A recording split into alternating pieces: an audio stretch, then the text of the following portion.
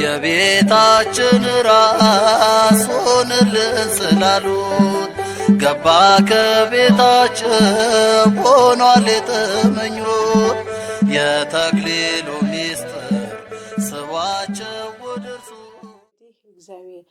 ትዳር የእግዚአብሔር ስጦታ ነው። ሰላም ጤና ይስጥልን ውድ የወልደ ብርሃን ሚዲያ ተከታታዮች፣ አሁን የምንገኘው በትንሿ ቤተክርስቲያን ፕሮግራማችን ላይ ነው። መረረም ማረረም የእግዚአብሔር ስጦታ እሰይ ብሎ መቀበል ነው። መራራውን ለማጥፋት ዛሬ መጀመሪያ መርሃ ግብራችን ነው። በዚህ መርሃ ግብራችን ላይ በሱባኤ ትዳርን ይጠይቃሉ። ይህ መታደል ነው። አሜን። በሰንበት ትምህርት ቤት በማደጌ ሰንበት ትምህርት ቤቱን ከመጥቀም በላይ ራሴን ነው የጠቀምኩት። ቅድም እንደነገርኳችሁ በስነ ምግባር በቤተክርስቲያን ሕይወት እንዳድግ የረዳኝ ሰንበት ትምህርት ቤቴ ነው። አንዳንድ ትዳር ውስጥ አንዳንድ ችግር አይጠፋምና ችግሮች እንዴት መፈታት አለባቸው ብላችሁ ታስባላችሁ? ትዳር ትዕግስትን ይፈልጋል። ትዕግስትን ደግሞ ከእግዚአብሔር ነው የምናገኘው። ከዚያ በኋላ እኔ ክህነት ስቀበል እነሱ ዲቁና ተቀበሉ። አሁንም ክፉ ነገር እንኳን ሲደርሳቸው እኔ አይደለሁም ተጠያቂ፣ አንቺ ነሽ በእኔ በኩል። የቤተክርስቲያን ሕይወት በትዳር የሚገታ አይደለም። የቤተክርስቲያን ሕይወት በወጣትነት እድሜ የሚገታ አይደለም። የቤተክርስቲያን ሕይወት የሰንበት ትምህርት ቤት ሕይወት እስከ ዘላቂው እስከ ህልፈተ ሕይወታችን ድረስ መዝለቅ ያለበት ነው ብዬ አምናለሁ። ወደኩኝ። ያው ነው የመጀመሪያ ትውውቃችን። እየወጣሁ ያለ ደረጃዋን ወፍራም ነኝ። ተንሰራትቼ ወደ ኋላ ወደኩኝ። ስወድቅ እሱ ከጓደኞቹ ተለይቶ መጥቶ በተለያዩ ጊዜ የተለያዩ ስጦታዎች ሰጥተውኛል። የዛሬው ደግሞ ለየ ሰላም ጤና ይስጥልን ውድ የወልደ ብርሃን ሚዲያ ተከታታዮች፣ አሁን የምንገኘው በትንሿ ቤተክርስቲያን ፕሮግራማችን ላይ ነው። እንግዲህ ትንሿ ቤተክርስቲያን በትዳር ህይወት እንደዚሁም ደግሞ በልጅ አስተዳደግና አጠቃላይ የመንፈሳዊ ህይወትን የምንጎበኝበት የምናይበት አንድ ክፍለ ጊዜያችን ነው። በዚህ ክፍለ ጊዜያችን ብዙ አስተማሪ መካሪ እንደዚሁም ደግሞ የአገልግሎት ህይወት ውስጥና የትዳር ህይወት ውስጥ እንዴት ተደርጎ ተሰናስኖ ተአስማምቶ እንደሚገለገል የምንመለከትበት ክፍል ነው። ዛሬ መጀመሪያ መርሃ ግብራችን ነው። በዚህ መርሃ ግብራችን ላይ የተገኘ ነው አንጋፋ ከሆኑት ከቀሲስ መለሰ ምስጋናው ቤትና ከወይዘሮ ስንቅነሽ ወንዳፍራሽ ቤት ነው። እንግዶቻችን ጥሪያችንን አክብራችሁ በቤታችሁ ተቀበላችሁን ለዚህ ጥሪያችን ለዚህ መልእክታችን ፈቃደኛ ስለሆናችሁ እናመሰግናለን። ወደ መጀመሪያ ጥያቄያችን እናልፋለን። ቀሲስ መለሰ ምስጋናው ማን ናቸው ከሚለውን ጀምርና ጥያቄዎቻችን እያስከተልን እንሄዳለን። ለተመልካቾቻችን ራስዎን ይግለጡልን። አመሰግናለሁ። እሺ፣ ስሜ ቀሲስ መለሰ ምስጋናው ይባላል። ያው የትውልድ ቦታዬ እዚሁ አዲስ አበባ ቂርቆስ አካባቢ ነው። እድገቴም ሁሉ ነገሬ እንግዲህ ቂርቆስ አካባቢ ነው። ከቂርቆስ የተለየ ህይወት የለኝም። ስሜ ስንቅነሽ ወንዳፍራሽ ይባላል። የተወለድኩትም ያደግኩትም በዚሁ በተክለ ሃይማኖት አካባቢ ነው።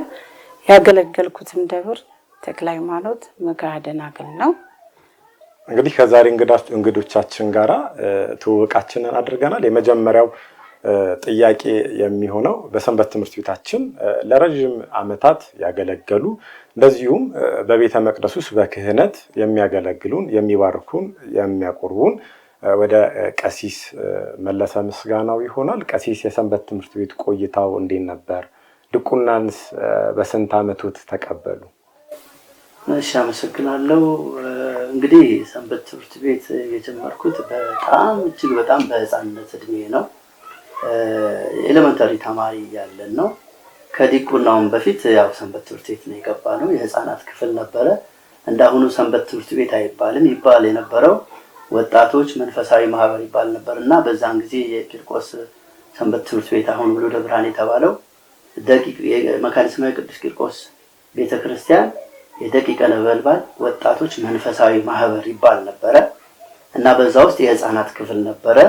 እኛ በህፃናት ክፍል ውስጥ ያው የገባነው ወንጌል ለመማር ምናምን ሳይሆን ታቦት ለማጀብ መዝሙር ለመዘመር የነበረን ስሜት ብቻ እንጂ የመንፈሳዊ ዕውቀቱ ምንም ኖሮን አይደለም እዛ ገባን።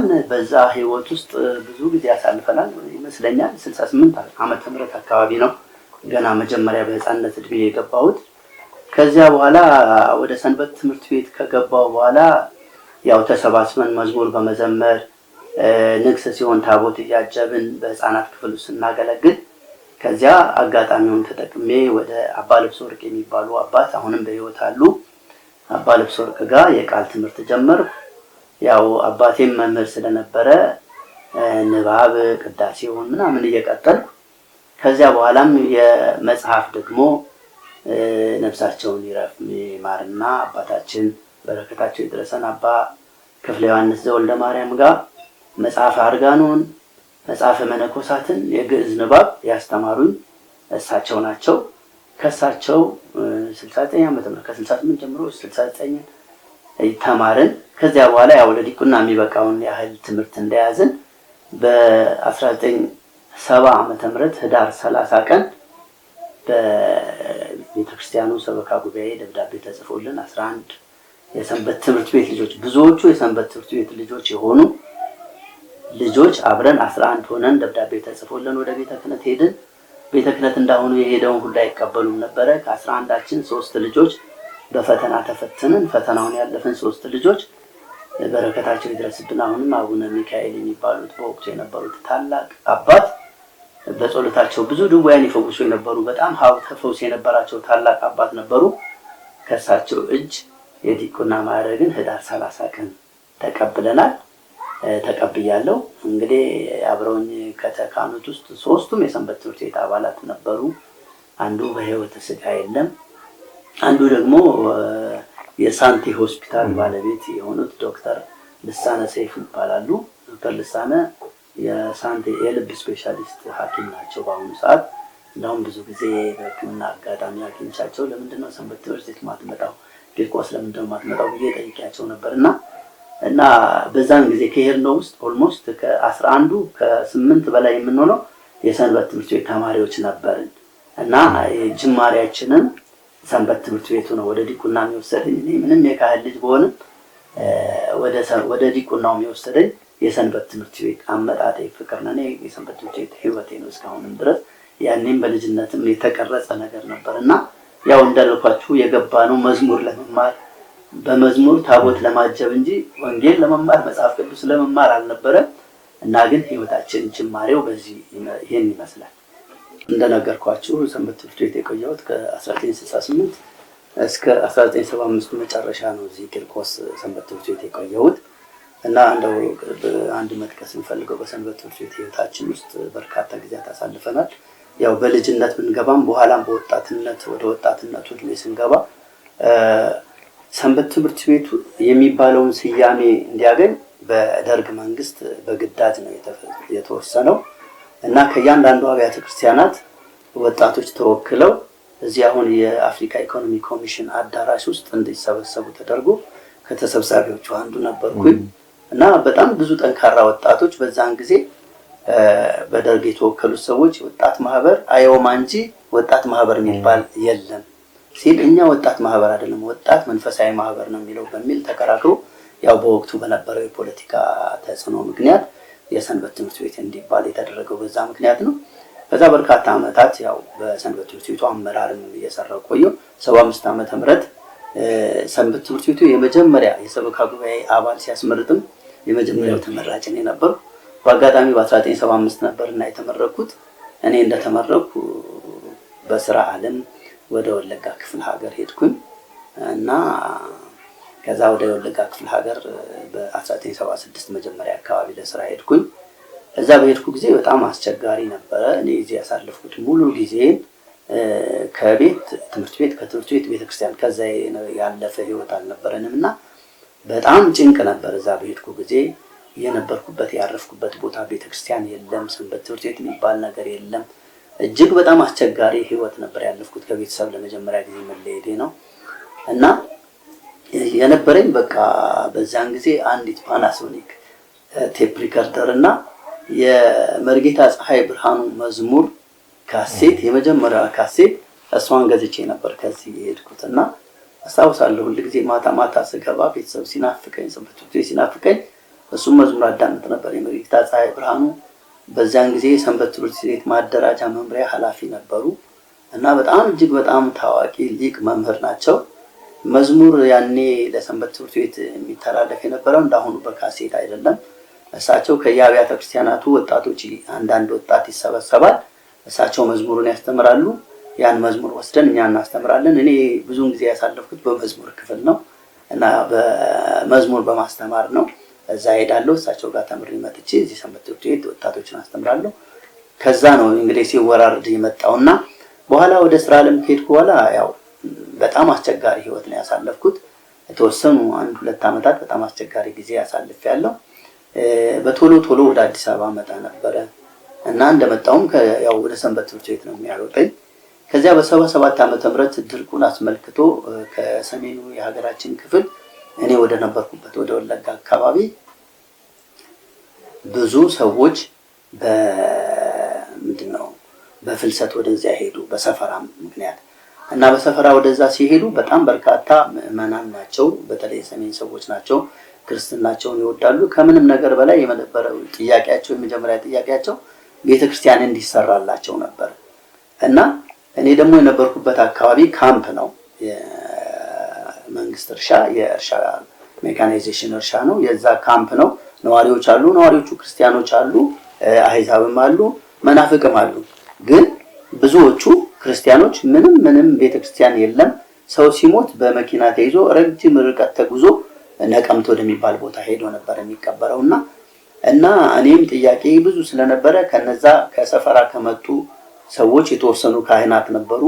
እነሱም በማስተባበር በጣም በከፍተኛ ብዙ በመሯሯጥ ወደ ቤተ ክህነት በመመላለስ የአካባቢውን የወረዳ ቤተ ክህነት የወረዳ ባለስልጣኖች በመጠየቅ ደጅ በመጥናት በእውነት ጉቦም ሳይቀር በመስጠት የቤተ ክርስቲያን ቦታ ተረክበን ቤተ ክርስቲያን በሳር ጎጆ ሰራን እና በሳር ጎጆ ቤተ ክርስቲያን ሰርተን በወቅቱ የነበሩት አሁንም በህይወት አሉ ብፁዕ አቡነ ቀውስጦስ የሀገረ ስብከቱ ሊቀ ጳጳስ ነበሩና ታቦተ ገብርኤልን ሰጥተውን ታቦተ ገብርኤልን ሰርተን በዛ ቤተ ክርስቲያን ማገልገል ጀመርኩኝ በዲቁና እና በ77 ዓመተ ምህረት ጀምሮ እዛ ማገልገል ጀመርኩኝ እና ቤተ ክርስቲያኑ መንፈሳዊ አገልግሎት እንደጀመረ እኔ በቀጥታ ወደ ሰንበት ትምህርት ቤት ነው ያዘነበልኩት አሁንም እና እዛ የሎኮ ቅዱስ ገብርኤል ሰንበት ትምህርት ቤት አቋቁመን በርካታ ልጆችን በማስተማር እዚህ የነበሩት የሰንበት ትምህርት ቤቱ አመራሮችም የመካነ ሰማዕት ቅዱስ ቂርቆስ ማለት ነው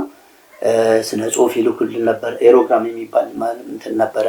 እኔም ሲሄድ መጽሐፍትን ይሰጡኝ ነበረ እና 679 የቂርቆስ ሰንበት ትምህርት ቤት የሚጠቀምበት በፖስታ ነበር የምንለዋወጠው። እኛ ደግሞ ሎኮ 85 አሁን የድሮ የሰንበት ትምህርት ቤት ልጆች ብትጠይቅ ሎኮ 85 ይልሃል፣ ኤልያስን ብትጠይቀው ይነግርሃል። እና ብዙ መጽሐፍት መማሪያዎች ምናምን ይሰጡን ነበር። ሰንበት ትምህርት ቤት በከፍተኛ ሁኔታ አደራጅተን በደንብ ብዙ ወጣቶች በሰንበት ትምህርት ቤት እንዲሳተፉ አድርገን ከዚያም በኋላ ቤተክርስቲያኑን እንደገና በትልቅ ሁኔታ አሰርተን ሰፊ ቦታ ተሰጥቶት ቤተክርስቲያኑን ሳገለግል ሰንበት ትምህርት ቤትም ሳገለግል ለበርካታ ዓመታት ኖርኩኝ። ከዚያ በኋላ በ1986 ዓመተ ምህረት ላይ አባት እዛው እያሉ እንደዚህ ያገለገልክ ለምንድን ነው እንትን ማትለው እያሉ ይቀሰቅሱኝ ነበርና ክህነትም የተቀበልኩት በአቡነ ቀውስጦስ በ1986 ነው። መልካም ደስ የሚል ቆይታ ወይም ደግሞ ደስ የሚል መልእክትን ሰምተናል። በሰንበት ትምህርት ቤት ወደ ሰንበት ትምህርት ቤት እንዴት እንደገቡ የሰንበት ትምህርት ቤት ቆይታውን እንዲሁም ደግሞ ድቁናን በምን አይነት ስርዓት በምን አይነት መንገድ እንደተቀበሉ ለማየት ችለናል። እጅግ የሚያስደስት ነገር ነው። ቀደም ባለቤቶ የደብረ አሚን መካነ ደናግል ሰንበት ትምህርት ቤት አባል እንደሆኑ ነግረውናል። እንዴት ነበር የሰንበት ትምህርት ቤት ቆይተው? እርሶስ ወደ ሰንበት ትምህርት ቤት እንዴት ገቡ? የሰንበት ትምህርት ቤት አገልግሎት ምን ነበር? እንዳው የጥንቱ በፊት የነበረው የሰንበት ትምህርት ቤት አገልግሎት ምን ይመስል ነበር? እነዚህን ጥያቄዎች ጠቅላላ አድርጎ እስቲ ያጫውቱ። ያው በእኛ ጊዜ የሰንበት ትምህርት ቤት ብዙ እውቀት የለንም። የሚያስተምሩትን ጥቂቶች ነበሩ። በዛ ወቅት ነው ያው ዩኒፎርም ለብሰን ስንዘምር ታቦት ስናጅብ የደከሙ እናቶቻችንን በግልበት ስንረዳ እዚህ ተክለ ሃይማኖት ውስጥ በጣም የሚገራርሙ በዛን ወቅት በጣም የደከሙ የ100 ዓመት የ70 ዓመት በእኛ እድሜ ማለት ነው የነበሩ አባቶች ገዳም ውስጥ ነበሩ። የሚረዳቸው የለም ነበር። የነሱን ልብስ በማጠብ እኛ በረከት እንኳን አናውቅም። አሁን ነው ሁሉ ነገር በረከት እንዳለው የምናውቀው። በዛን ወቅት ያንን ማድረግ ነው ለኛ ትልቅ ነገር የሚመስለን። በዛን ወቅት ነው እንግዲህ እኔ ወደ መካደናግል የገባሁት። መዘመሩ፣ ዩኒፎርም መልበሱ፣ ታቦት አጅቦ አብሮ ማደሩ ደስ ስለሚል ገባሁኝ። ከዛ በኋላ ብዙ አመት ነው ያገለገልኩት። ትዝ ይለኛል 8ኛ ክፍል እያለሁ ነው የገባሁት። እነ ቀሲስ ኃይሉ በነበሩበት ጊዜ ቀሲስ ኃይሉ አሁን አሜሪካን ነው ያሉት። ለቤተ ክርስቲያኑ ትልቅ አድርጎት የሚያደርጉ ናቸው። እነ መልእክተ በነበሩ ጊዜ በዛን ወቅት ነው እኛ ዘማሪዎች የነበር ነው። በእርግጥ እናንተ ታውቋቸዋላችሁ። እነ ሊቅ ተሰማ እሳቸው ናቸው በይበልጥ የሚያስተምሩን።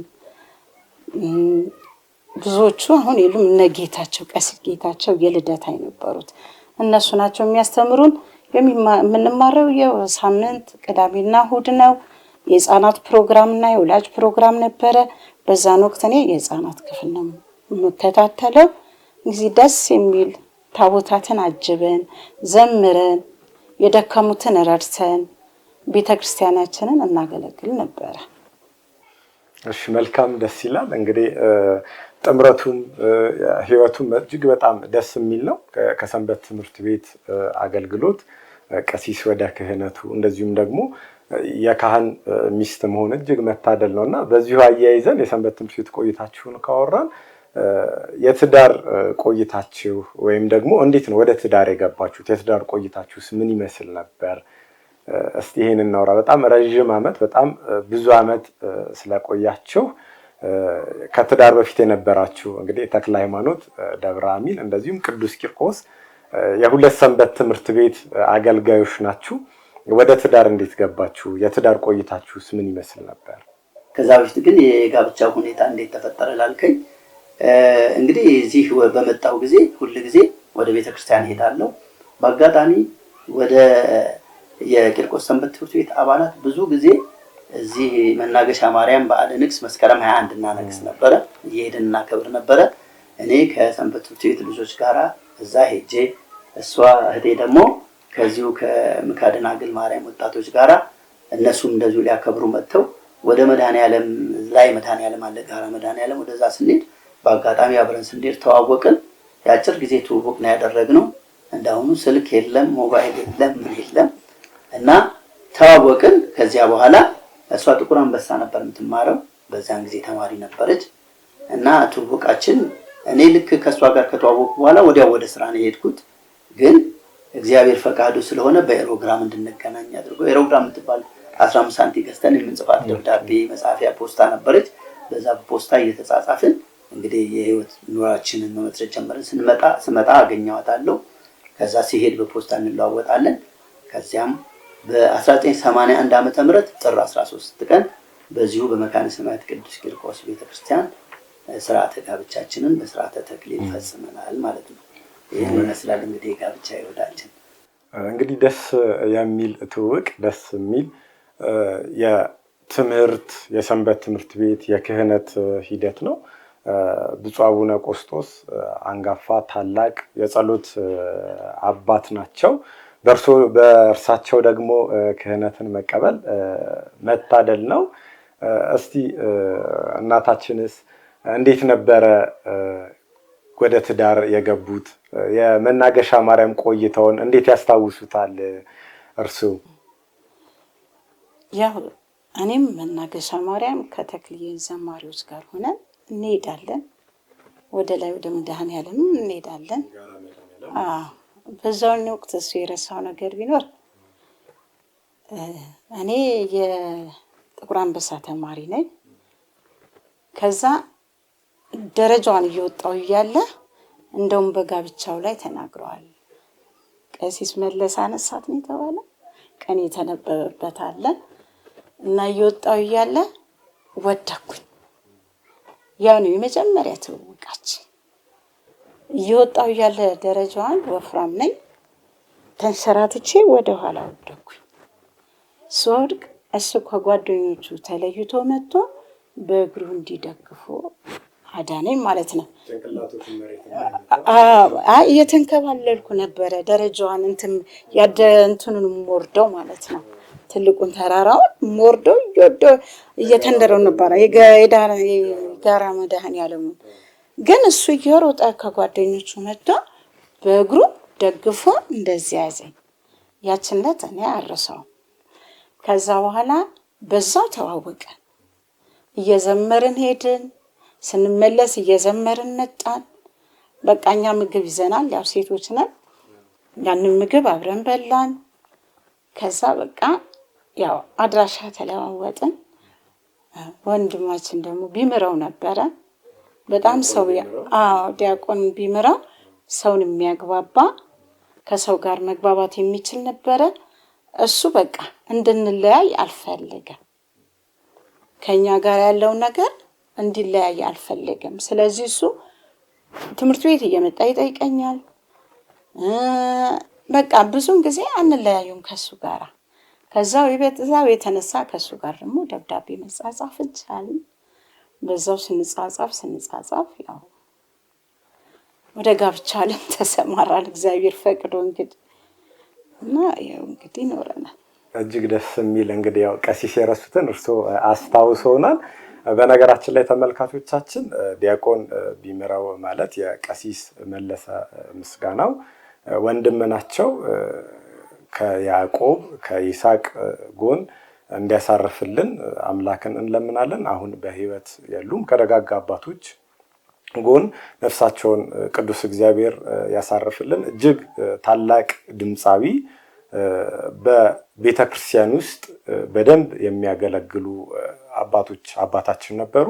እንዲሁም ደግሞ በአሁኑ ሰዓት የዘማሪ ሚኪያስ ቢምረው በመዝሙር የሚያገለግለን ልጅ ተክተውልናል። እግዚአብሔር ቤተሰቦቻችሁን ሁሉ ይባርክላቸው የሚል መልእክት እንዲሁ በሰንበት ትምህርት ቤታችንና በሚዲያ ክፍላችን ማስተላለፍ እንፈልጋለን። እጅግ ደስ የሚል መልእክት፣ እጅግ ደስ የሚል የትውውቅ ጊዜ ነው። እንግዲህ ከዛ ከተራራው ላይ ድጋፍ ሆነውት የትዳርም ትልቁ አንደኛው ክፍል መደጋገፍ ነውና ዘልቆ ለረጅም ዘመናት አንድ ላይ ቆይታችኋል።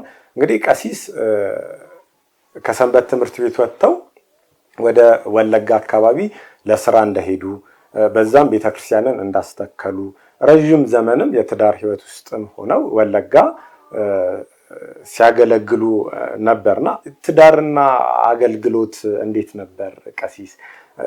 ከክፍለ ሀገር ሆኖ ወለጋ ላይ ሆኖ ትዳር አለ፣ እዛም ሰንበት ትምህርት ቤትን ማቋቋም ቤተክርስቲያንን ማነጽ ትልቅ ትግል አለው። እንደው አብዛኞቻችን እንደምናውቀው የወለጋ ክፍለ ሀገር በፕሮቴስታንት አብዛኛውን የተዋጠ ክፍል ነው። እጅግ በጣም ትልቅ ተግዳሮት ያለበት ክፍል ነው። እንዲሁም የቋንቋ ችግር ሊኖር ይችላል። እርሱ አዲስ አበባ ተወልደው ነው የሄዱት። ትዳር፣ አገልግሎት እንደዚሁም ደግሞ ስራ እንዴት ነበር? እነዚህ ሶስቱን አያይዘው እንዴት ማኔጅ አደረጉት? እንዴትስ አሰናስነው አስኬዱት? እሺ፣ እውነት ነው ትልቅ ቻሌንጅ ነበረው። ግን እኛ ውስጣችን የሰረጸ የሰንበት ትምህርት ቤት ፍቅር አለ በጣም። እኔ አሁን መቼም የማወራው ከአገልግሎት ከክህነት አገልግሎት በላይ ትልቁ ህይወቴ ውስጥ የሰረጸው የሰንበት ትምህርት ቤት አገልግሎት ነው። በጣም እኔ እንጃ ብቻ ስራ የሰደደ ነገር ነውና ትዳር ከመሰረትኩ በኋላ ያው ትዳር እዚሁ አዲስ አበባ መሰረትን። ከዚያ በኋላ እሷን ይዤ ነው የሄድኩት። እዛ አካባቢ እኛ የምንኖርበትና ቤተክርስቲያኑ በእግር የ1 ሰዓት ከሩብ ያስኬዳል እና እዛ አካባቢ ያው የስራ ቦታ ስለሆነ የእርሻ ልማት ነው፣ ሰፊ እርሻ ልማት ነው። ቤተክርስቲያኑ ግን ሰፋሪዎቹ ባሉበት አካባቢ ነው የተመሰረተውና እኛ ሰንበት ትምህርት ቤቱን ምን አደረግን? በሁለት ከፈልን። አንዱን እዛው ሰፈራ አካባቢ ላሉት ለሰፈራው ምዕመናን ልጆች፣ አንዱን ደግሞ እኛ አካባቢ ለሰራተኛ ልጆች አድርገን ትምህርት ቤቱን አስፈቀድኩ። መደበኛ ትምህርት ቤት ነበረና እዛ ትምህርት ቤት አንድ ክፍል ፈቀዱልን። ማታ ማታ ከስራ ስንመለስ መዝሙር እናስተምራለን። ያኔ እኛ አሁን ልክ ቤተክርስቲያኑ ከተመሰረተ በኋላ ማህበረ ቅዱሳን መጽሐፍት ማሳተም የጀመረበት ጊዜ ነበርና መጽሐፎችን በማምጣት መጽሐፍ ቅዱስ ከዚህ በመውሰድ እዚህ ከዚህ ከኛ ሰንበት ትምህርት ቤት በጣም ከፍተኛ እገዛ ይደረግልን ነበርና እዛ እናስተምራለን። ሌሊት በ10 ሰዓት ሄደን እንደርሳለን ለቅዳሴ። አንዳንድ ቀን ደግሞ ማታ እንሄዳለን። ማታ እንሄድና አካባቢው ቤተክርስቲያኑና ህዝቡ ትንሽ ለየት ይላል። አካባቢው ጫካ ነው፣ በጣም ለም ነው እና ትዝ ይለኛል በመጀመሪያ አካባቢ ስንሄድ በጣም እንቸገር ነበር። ጎጆ ቤት ሰርተናል፣ በሳር ጎጆ ማረፊያ። ባዶ ነው፣ አፈር ነው፣ በጣም እንዳለ አፈር ነው መሬቱ። ከዛኛ እንደሄድን ቅጠል ቆርጠን ቅጠል መሬቱን በደንብ አድርገን በቅጠል ጠርገን ሳር ጎዝጉዘን ቅጠል ጎዝጉዘን እዛ ነው ምንተኛው እስከሚደወል ድረስ። ከዛ ልጆቹ ይተኛሉ፣ እኛ እየዘመርን እናመሻለን። ከዛ ካህናቱ መጥተው ሌሊት 7 ነክ ጀምሩ፣ እኔ ወደ ካህናቱ ሄዳለሁ። ልጆቹ መዝሙራቸውን እየተማሩ ግማሾቹ ተኝተው ያረፍዳሉ። ጠዋት ቅዳሴ ያስቀድሰን መክፈልት እዛ ውጭ ነው የሚበላው፣ እዛ ደስ ይላል። መክፈልት በልተን ዘምረን አገልግለን ወደ ቤታችን እንሄዳለን እና ትዝ የሚለኝ እዛ እኛ ስንጠርገው ሙጀሌ የሚባል እንትን አለ እና በጣም ኃይለኛ ሙጀሌ ጥፍር የሚበላ እና እኛ ከአዲስ አበባ ነው የሄድነው፣ ምንም እናውቀው ነገር የለም። እዚህ ጥፍራችን ላይ ልክ እንደ ቁንጫ ይገባሉ። በጣም ከባድ። ከዛ ልጆቹ ያወጡልናል እና እንደዚህ የሆንን በጣም ከፍተኛ እንትን ያልነው ግን የነበረው ፍቅር ደስ ስለሚል ከዛ በኋላ እንግዲህ እዛ አስቀድሰን መክፈልት በልተን ዘመረን አገልግለን ወደ ካምፓችን እንሄዳለን። የኛ ካምፕ እንደነገርኳችሁ 1 ሰዓት ከሩብ በእግር ያስኬዳል። ሄደን ግን እንደዛም ሆኖ አሁን ደክም ያለው ማለት ይቻላል። አንድ ቀን ከሳምንት አንድ ቀን ሳናር እሷንም ይዤ ልጆች ሰብስበን በርከት ብለን ወይ ማታ እንሄዳለን ወይ ሌሊት ተነስተን ተጠራርተን ሌሊት ተነስተን እንሄዳለን። በዛ በጨለማ አውሬ ያለ በጣም ጫካ ነው። በቃ ለም ነው ሀገሩ፣ ወለጋ ማለት ለም ነው። ያ ሁሉ ጫካ በርከት ብለን ሻማ መብራት ምናምን ይዘን ባትሪ ይዘን እንሄዳለን።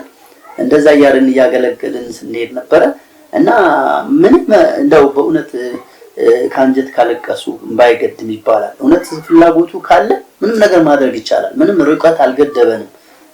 ስራ ያው እንደምታውቁት የመንግስት ስራ ነው ሰራው። እኔ በአጋጣሚ ቴክኒሻን ነኝ እና የምሰራው ከማሽነሪዎች ጋር ከኤሌክትሪክ ኢኩዊፕመንቶች ጋር ነው የምሰራው እና ያው ስራው ጠንካራ ነው፣ ድካም አለው፣ ግን ምንም ስሜት አይጎዳንም። ከዚያ በኋላ ደግሞ እንደዚሁ ሰንበት ትምህርት ቤት ልጆችን ምን አደረግን ደግሞ ቤት ውስጥ ደግሞ ማታ ማታ ማስተማር ጀመርኩ። እኔ ማቃትን የዲቁና ትምህርት ለልጆች ማስተማር ጀመርኩኝ።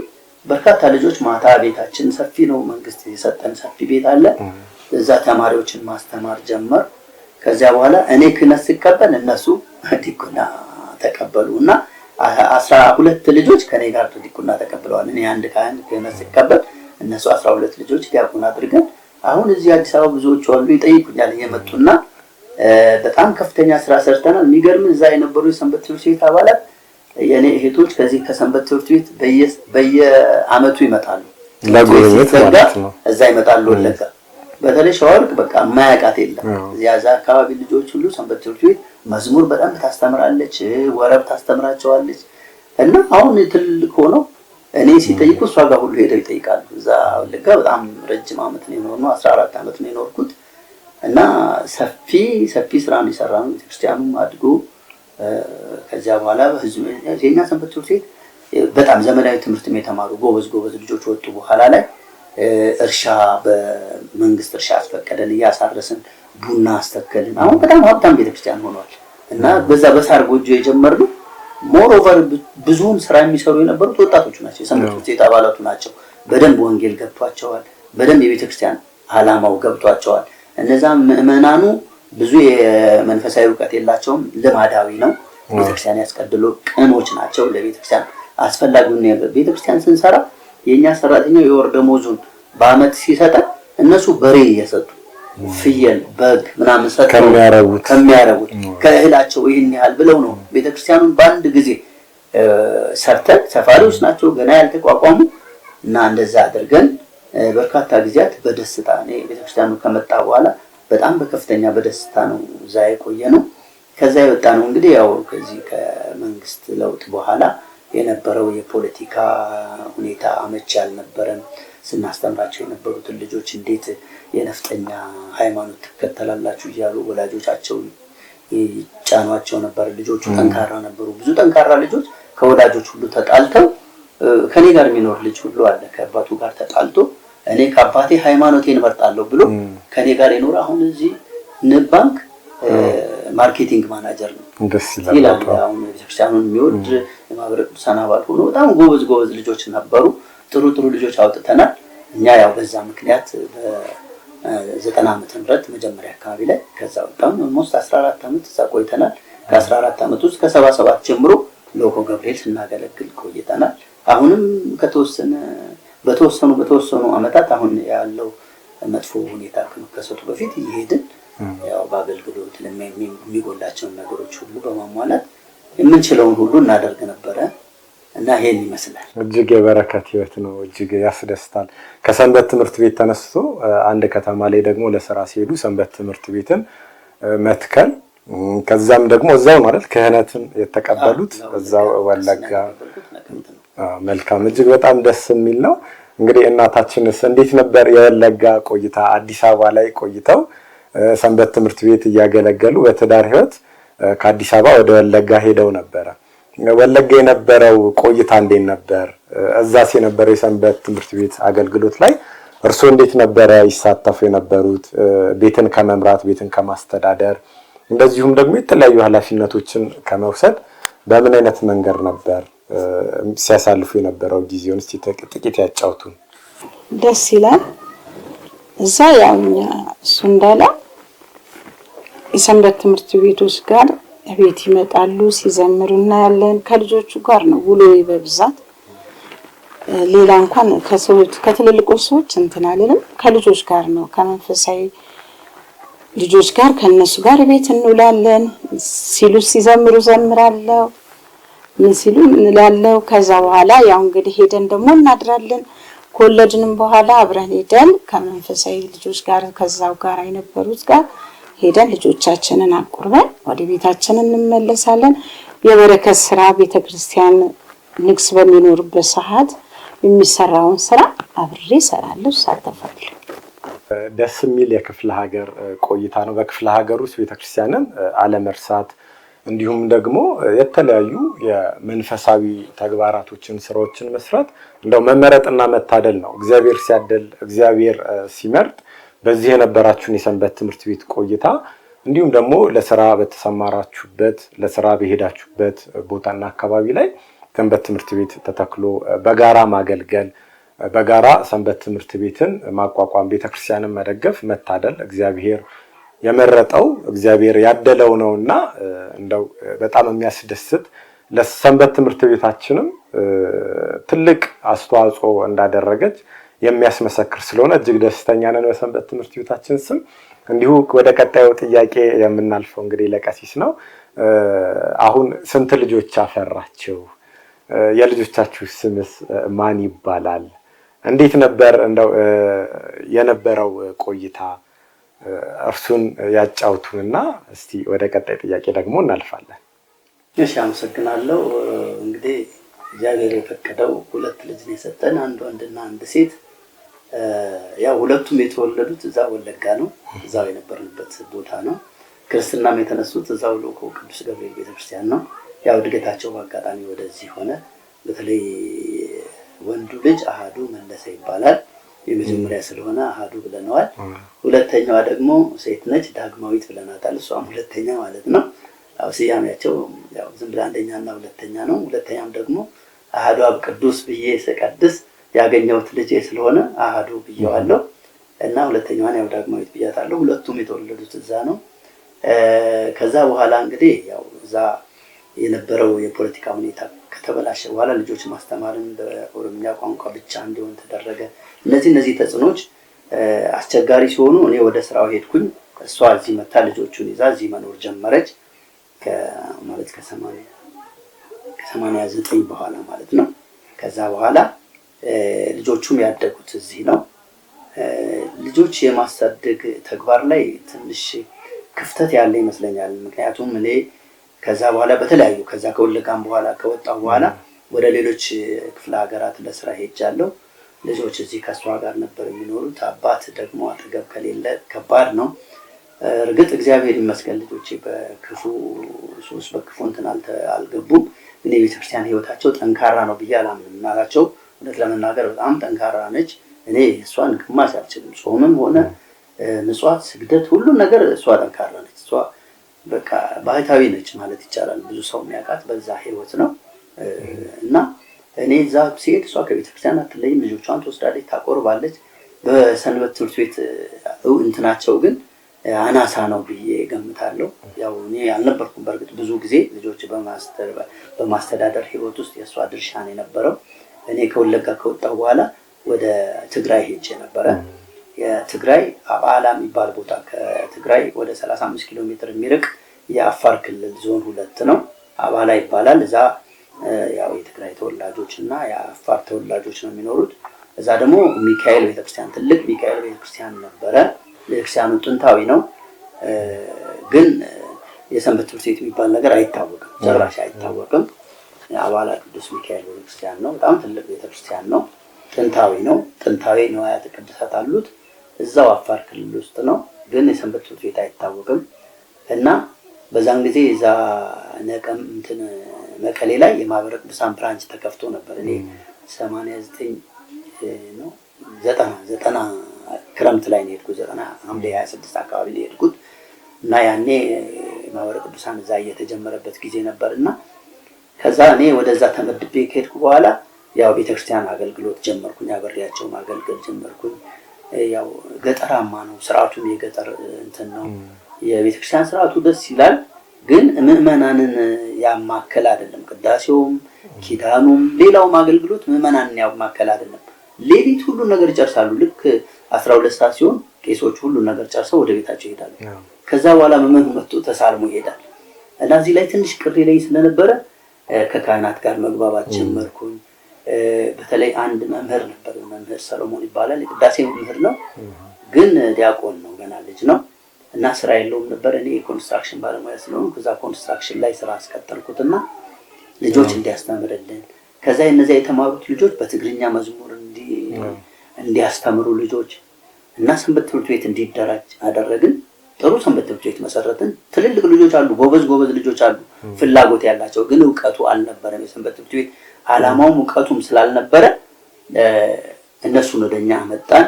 ከዛ ከካህናቱ ጋር እየተግባባን ክህናቱን እያስተማርን እየነገርን፣ ቤተክርስቲያናችን እኮ ስርዓተ ነካለው፣ ስርዓተ ሰርካለው፣ እኛ የምናደርገው እኮ ካህን ህዝቡን ያላማከለ ነው።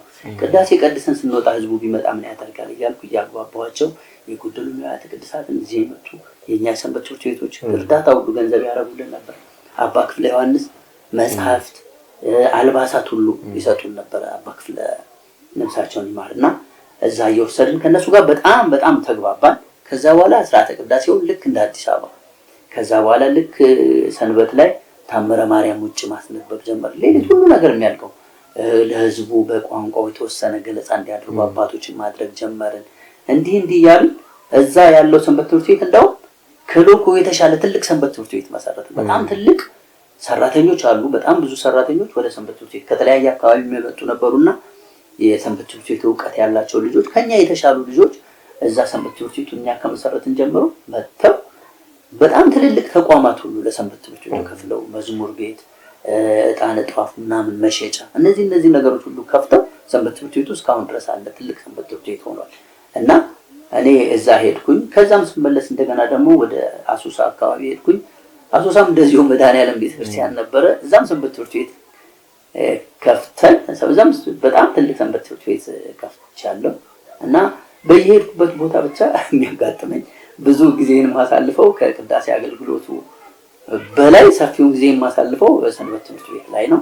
እና እንግዲህ ተመልከት፣ ሎጎ ቅዱስ ገብርኤል፣ አባላ ሚካኤል፣ እዛ ደግሞ ባምባሲ መድኃኔዓለም፣ አሶሳ ባምባሲ የምትባል ቦታ ከአሶሳ 45 ኪሎ ሜትር ወደዚህ ርቃ የምትገኝ ካምፓችን እዛ ነበረ። እዛ ገብርኤልና መድኃኔዓለም አሉ። ገብርኤል ሰንበት ትምህርት ቤት ቀድሞም አለው፣ ትልቅ ነው። መድኃኔዓለም ግን ትንሽ ነች ቤተክርስቲያኗ፣ ብዙ ነው አሶሳ። ከዛ በኋላ እዛ ህዝቡ በጣም ቅን ነው፣ ለእምነቱ በጣም ቀናኢ ነው። እኛ በቃ ጀመርን እንጂ ከዛ እነሱ ናቸው ሁሉን ነገር የሚያስኬዱት። በተለይ የባምባሲ እና የአባላ በጣም ጠንካሮች ናቸው። እዛ ዜሮ ነው። እዛ ወለጋ ምንም አማኙንም በግድ ነበር እያመጣን፣ ሰፋሪው ባይመጣ ምናልባትም ላናቋቁም እንችል ነበር። እዛ ግን ስንጀምረው የሚያሰፉት የሚያጠነክሩት ከኛ በላይ ያዙ ናቸው። ዘላቂ ሆኖ እስካሁን ድረስ ለኛ ይጽፉልናል ደብዳቤ፣ ስልክ ይደውሉልናል። ሰንበት ትምህርት ቤቱ እንዲጎሉታል ላኩልን ይላሉ። ገንዘብ ልከው እቃ ገዝተን ልክላቸዋለን እና በጣም ብዙ አገልግሎት ሰርተናል እና በዚህ ምክንያት ልጆችን ወደ ሰንበት ትምህርት ቤት በማስተማር ረገድ ክፍተት ያለብኝ ይመስለኛል። ግን እግዚአብሔር ይመስገን ልጆቹ ከቤተክርስቲያን አራቁም። ያው የሰንበት ትምህርት ቤት አገልግሎታቸው አናሳ ቢሆንም ከቤተክርስቲያን አራቁም። ቤተክርስቲያን እንትን ይላሉ። እነሱም ሁለቱም ወልደው አግብተው ወልደው ሁለት ልጆች ሰጥተውኛል። 4 የልጅ ልጆች አሉኝ። እግዚአብሔር ይመስገን። እኔ በአገልግሎቴ እንደ ሰው በስጋ ሀብታም ባልሆንም በመንፈስ ሀብታም ነኝ። ጤነኛ ነኝ፣ እሰራለሁ። ይሄን ያህል እድሜ አንድም ቀን ችግር ገጥሞኝ አያውቅም። በእውነት በሰንበት ትምህርት ቤት ማደግ፣ በሰንበት ትምህርት ቤት አገልግሎት ማለፍ ጥቅሙ ብዙ ነው። ስጋዊ ብቻ አይደለም፣ መንፈሳዊ ብቻ አይደለም፣ ስጋዊም ነው። በሰንበት ትምህርት ቤት ያደጉ አሁን ብዙ ልጆች በየመስሪያ ቤቱ ሪስፔክት ይሰጣቸዋል፣ ኃላፊነት ይሰጣቸዋል። ትልቅ አደራ የሚሰጠው ለነዛ ነው። ምክንያቱም ከሱስ የጸዳ ነው። ቢያንስ በሰንበት ትምህርት ቤት ማለት አንድ ሰው ቢያንስ ከክፉ ሱሶች የጸዳ ነው። ሌላ ወንጌል ባያስተምር ምን ባይል ከዚህ የጸዳ ነው። ይሄ ትልቅ ነገር ነውና እኔ በህይወቴ ብዙ ደስተኛ ሆኜ ነው የኖርኩት። ምንም ክፋት አጋጥሞኝ አያውቅም። ይሄ ሁሉ በሰንበት ትምህርት ቤት ታንጬ በስነ ምግባር ታንጬ ማደጌ ለክህነቴ ለሁሉም ነገር ለህይወቴም ለስጋዊም ለመንፈሳዊም ህይወቴ መሰረት የሆነ የሰንበት ትምህርት ቤት ህይወቴ ነው ብዬ አምናለሁ እና 2 ልጆችና 4 የልጅ ልጆች አሉኝ። እግዚአብሔር የተመሰገነ ይሁን። አሜን። እጅግ መባረክ ነው። እንግዲህ አጋጣሚ እኔም ቦታዎቹን አውቃቸዋለሁ። አሶሳ በአምባሲ ቅዱስ ገብርኤልንም፣ ወለጋ ሎኮ ገብርኤልንም፣ እንደዚሁም ደግሞ አባላ አፋር በተለያዩ በስራ ምክንያቶች ሲሄድ ቦታዎቹን አውቃቸዋለሁ። እጅግ በረሃማ ቦታዎች ናቸው።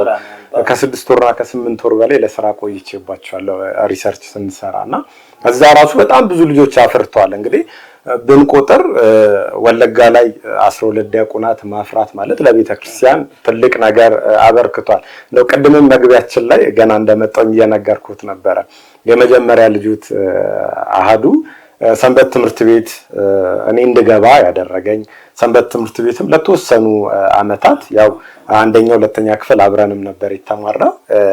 ሰንበት ትምህርት ቤት ላይም የቆየ አገልግሎት ነበረው። ከዛ በኋላ እንደው የቤትም መቀየር ስለነበር ከዛ በኋላ ያለው ህይወቱንም በደንብ ባላስታውስ ግን እጅግ የበረታ ሙሉ ቤተሰቡ ራሱ እነ ካሳነሽ ምስጋናው፣ እነ ጆሮ ካሳነሽ ምስጋናው፣ እነ ወይዘሮ ሻወርቅ ምስጋናው፣ እነ ሚካያስ ቢምረው፣ እነ ዲያቆን ቢምረው ምስጋናው ብዙ የቤተ ክርስቲያን ሰንበት ትምህርት ቤት ውስጥ ያገለገሉ ልጆች እንደዚሁም ደግሞ ወንድም እህቶች በበላይነት ጠብቀው አፍርተዋል፣ ለቤተ ክርስቲያን አበርክቷልና እንደው በቤተ ክርስቲያን ስም እናመሰግናለን። የልጆች አስተዳደግ ላይ እንደነገሩን ቀሲስ ትልቁን ኃላፊነት የወሰዱት እናታችን ስንቅነሽ ናቸው። እንዴት ነበር የልጆች አስተዳደግ? እንግዲህ ቀሲስ ክፍለ ሀገር ትልቅ የቤተ ክርስቲያን ተልእኮን እያከናወኑ በስራ ምክንያትም የመንግስትን ስራ ለመስራት በስራ ምክንያትም ቢወጡ ከስራው ጋር አያይዘው የቤተክርስቲያኑን ትልቅ ተልእኮ የሐዋርያነትን ስራ እየሰሩ ነበር።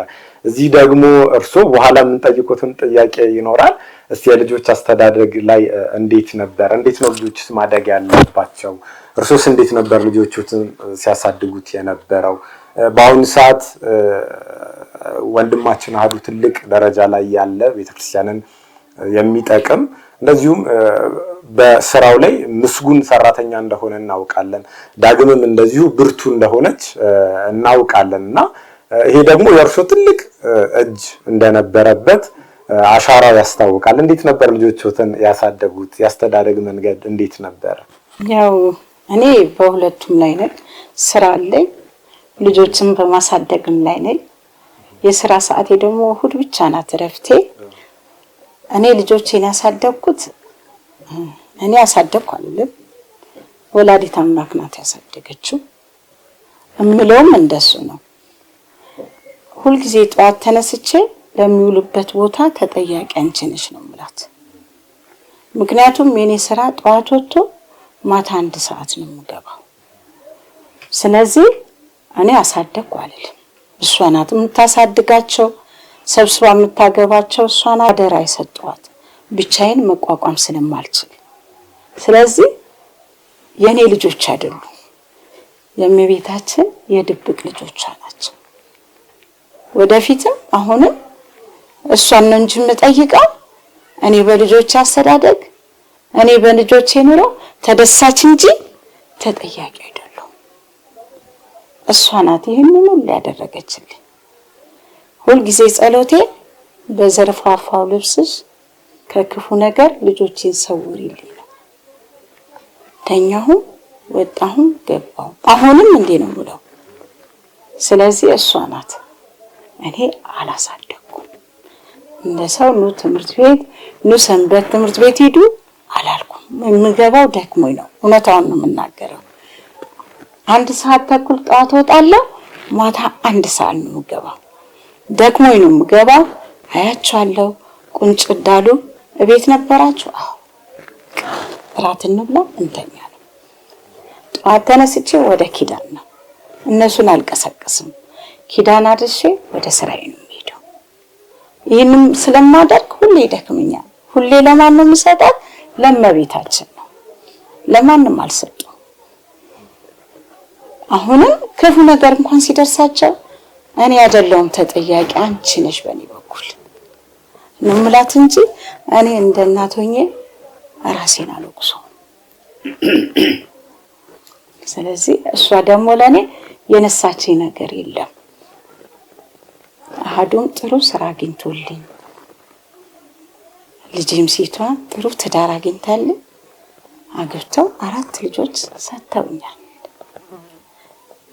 እኔ እውነት ነው የምላችሁ ለእመቤቴ ነው የሰጠኋት። ሌላው ይቅር አሃዱ ታሞ ቻይና ሲደውልልኝ እማዬ አሞኛል ቻይና ይሄ ያውኑ ኮቪድ ነው ብለው ብቻዬን አግላ አስቀምጠውኛል እኮማ ጭንቀቱ ገደለኝ ሲለኝ የቅድስት አርሴማን ስዕሏን የራኩለት። በሷ ላይ ጸሎት ባታውቅም አባታችን ሆይ በል ካረሳ ከረሳ ደግሞ አድኝኝ በላት። ውሃውን ጠጣ ተኛ አልኩት። ልክ ባልኩት ሄደ። ስዕሏን እነሱ ላኩልኝ።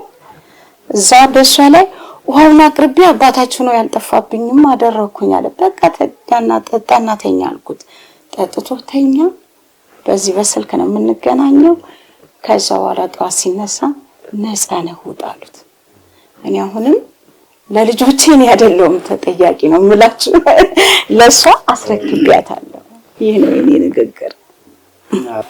እሺ አሁን እሷ እህቴ እንደገለጸችው ተጨማሪ ማድረግ የምፈልገው በልጆች ህይወት ላይ የወላጅ ድርሻ ትልቅ ነው። በእርግጥ ግን እኛ አሁን እኔ ልጆቼ በሰንበት ትምህርት ቤት ጀምረዋል አልጨረሱም በሚል እንጂ እግዚአብሔር በፈቀደው በጥሩ ስነ ምግባር ነው ያደጉት እና እሷም የዘወትር ጸሎቷ ልጆቼን ከዚህ ሰውርልኝ ነበረ። ያው በሰንበት ትምህርት ቤት ወስዳ ባታስተምራቸውም ጸሎቷ ሰምሮላታል ብዬ አስባለሁ። በእውነት ለመናገር ጠንካራ ነች በጣም። ሌሊት እኔ ያው እንደነገርኳችሁ የቴክኒክ ስራ የምሰራው ይደክመኛል። ከሰንበት በስተቀር ቤተክርስቲያን ሄጄ አላውቅም፣ አልሄድም ብዙ ጊዜ። እሷ አንድ ቀን ሳታስታጉል ኪዳን በምንም ተአምር ከአመት እስከ አመት አንድ ቀን ሳታቋርጥ በስህተት አንድ ቀን አታቋርጥ ስቲል እና አንድ ቀን ሳታቋርጥ ኪዳን አድርሳ ነው ስራ የምትገባው እና ሁሉ ጊዜ ጸሎቷ ለልጆቿ ነበረ። እንደተባለው ከዚህ ሰፈር ወጥተው እግዚአብሔር በሚፈቅደው በስጋም ጥሩ ልጆች ሆነው አድገው አግብተው 2 ልጅ ሰጥተውናል። በእውነት አሁንም በዲሲፕሊን የሚኖሩ እግዚአብሔርን የሚፈሩ ሰዎች ናቸው። ያው የመንፈሳዊ ዕውቀታቸው ጠንካራም ባይሆን ቤዛቸው ጥሩ ነበረ። ወንዱ ልጅም ሰንበት ትምህርት ቤት በልጅነቱ ያው ከነፍቅር ያንስ ጋር ይማር ነበር ቅድም እንደነገርኳችሁ። ሴቷም እዚህ መካደናገል ጀመራ ነበረ። ያው አልዘለቁም ጥንካሬ የላቸውም በሚል ነው እንጂ ያው የእናት አባታቸውን ሃይማኖት ይዘው ነው ያደጉት።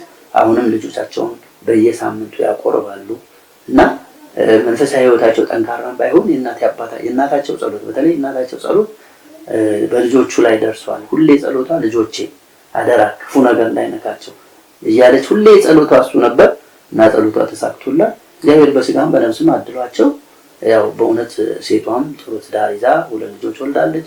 ወንዱም ኢትዮጵያን ኤርላይንስ ነው የሚሰራው እና ጥሩ ስራ ነው የሚሰራው እና ያው እንግዲህ እሷ ለቤተክርስቲያን ብዙ አስተዋጽኦ ታደርጋለች። እና የመጀመሪያ አስተዋጽኦ የምትጠይቀው የመጀመሪያ ልጇን ወንዱን ልጇን ነው።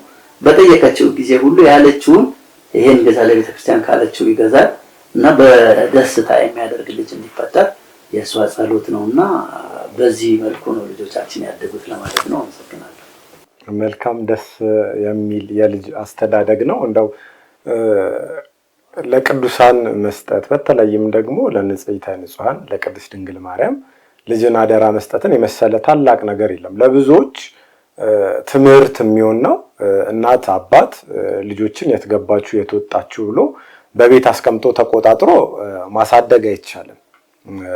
ትልቅ ተመክሮ ነው። አሁንም ይህን መርሃ ግብር የሚከታተሉ ወንድም እህቶች፣ ቤተሰቦቻችን በአጠቃላይ ልጆችን እንዴት ከቅዱሳን ጋር አያይዞ ማሳደግ እንዳለብን ትልቅ የሚጠቁም የሚያሳይ ኃይል ብርታትን የሚያድል ነገር ነው የጠቆሙን። እጅግ እናመሰግናለን።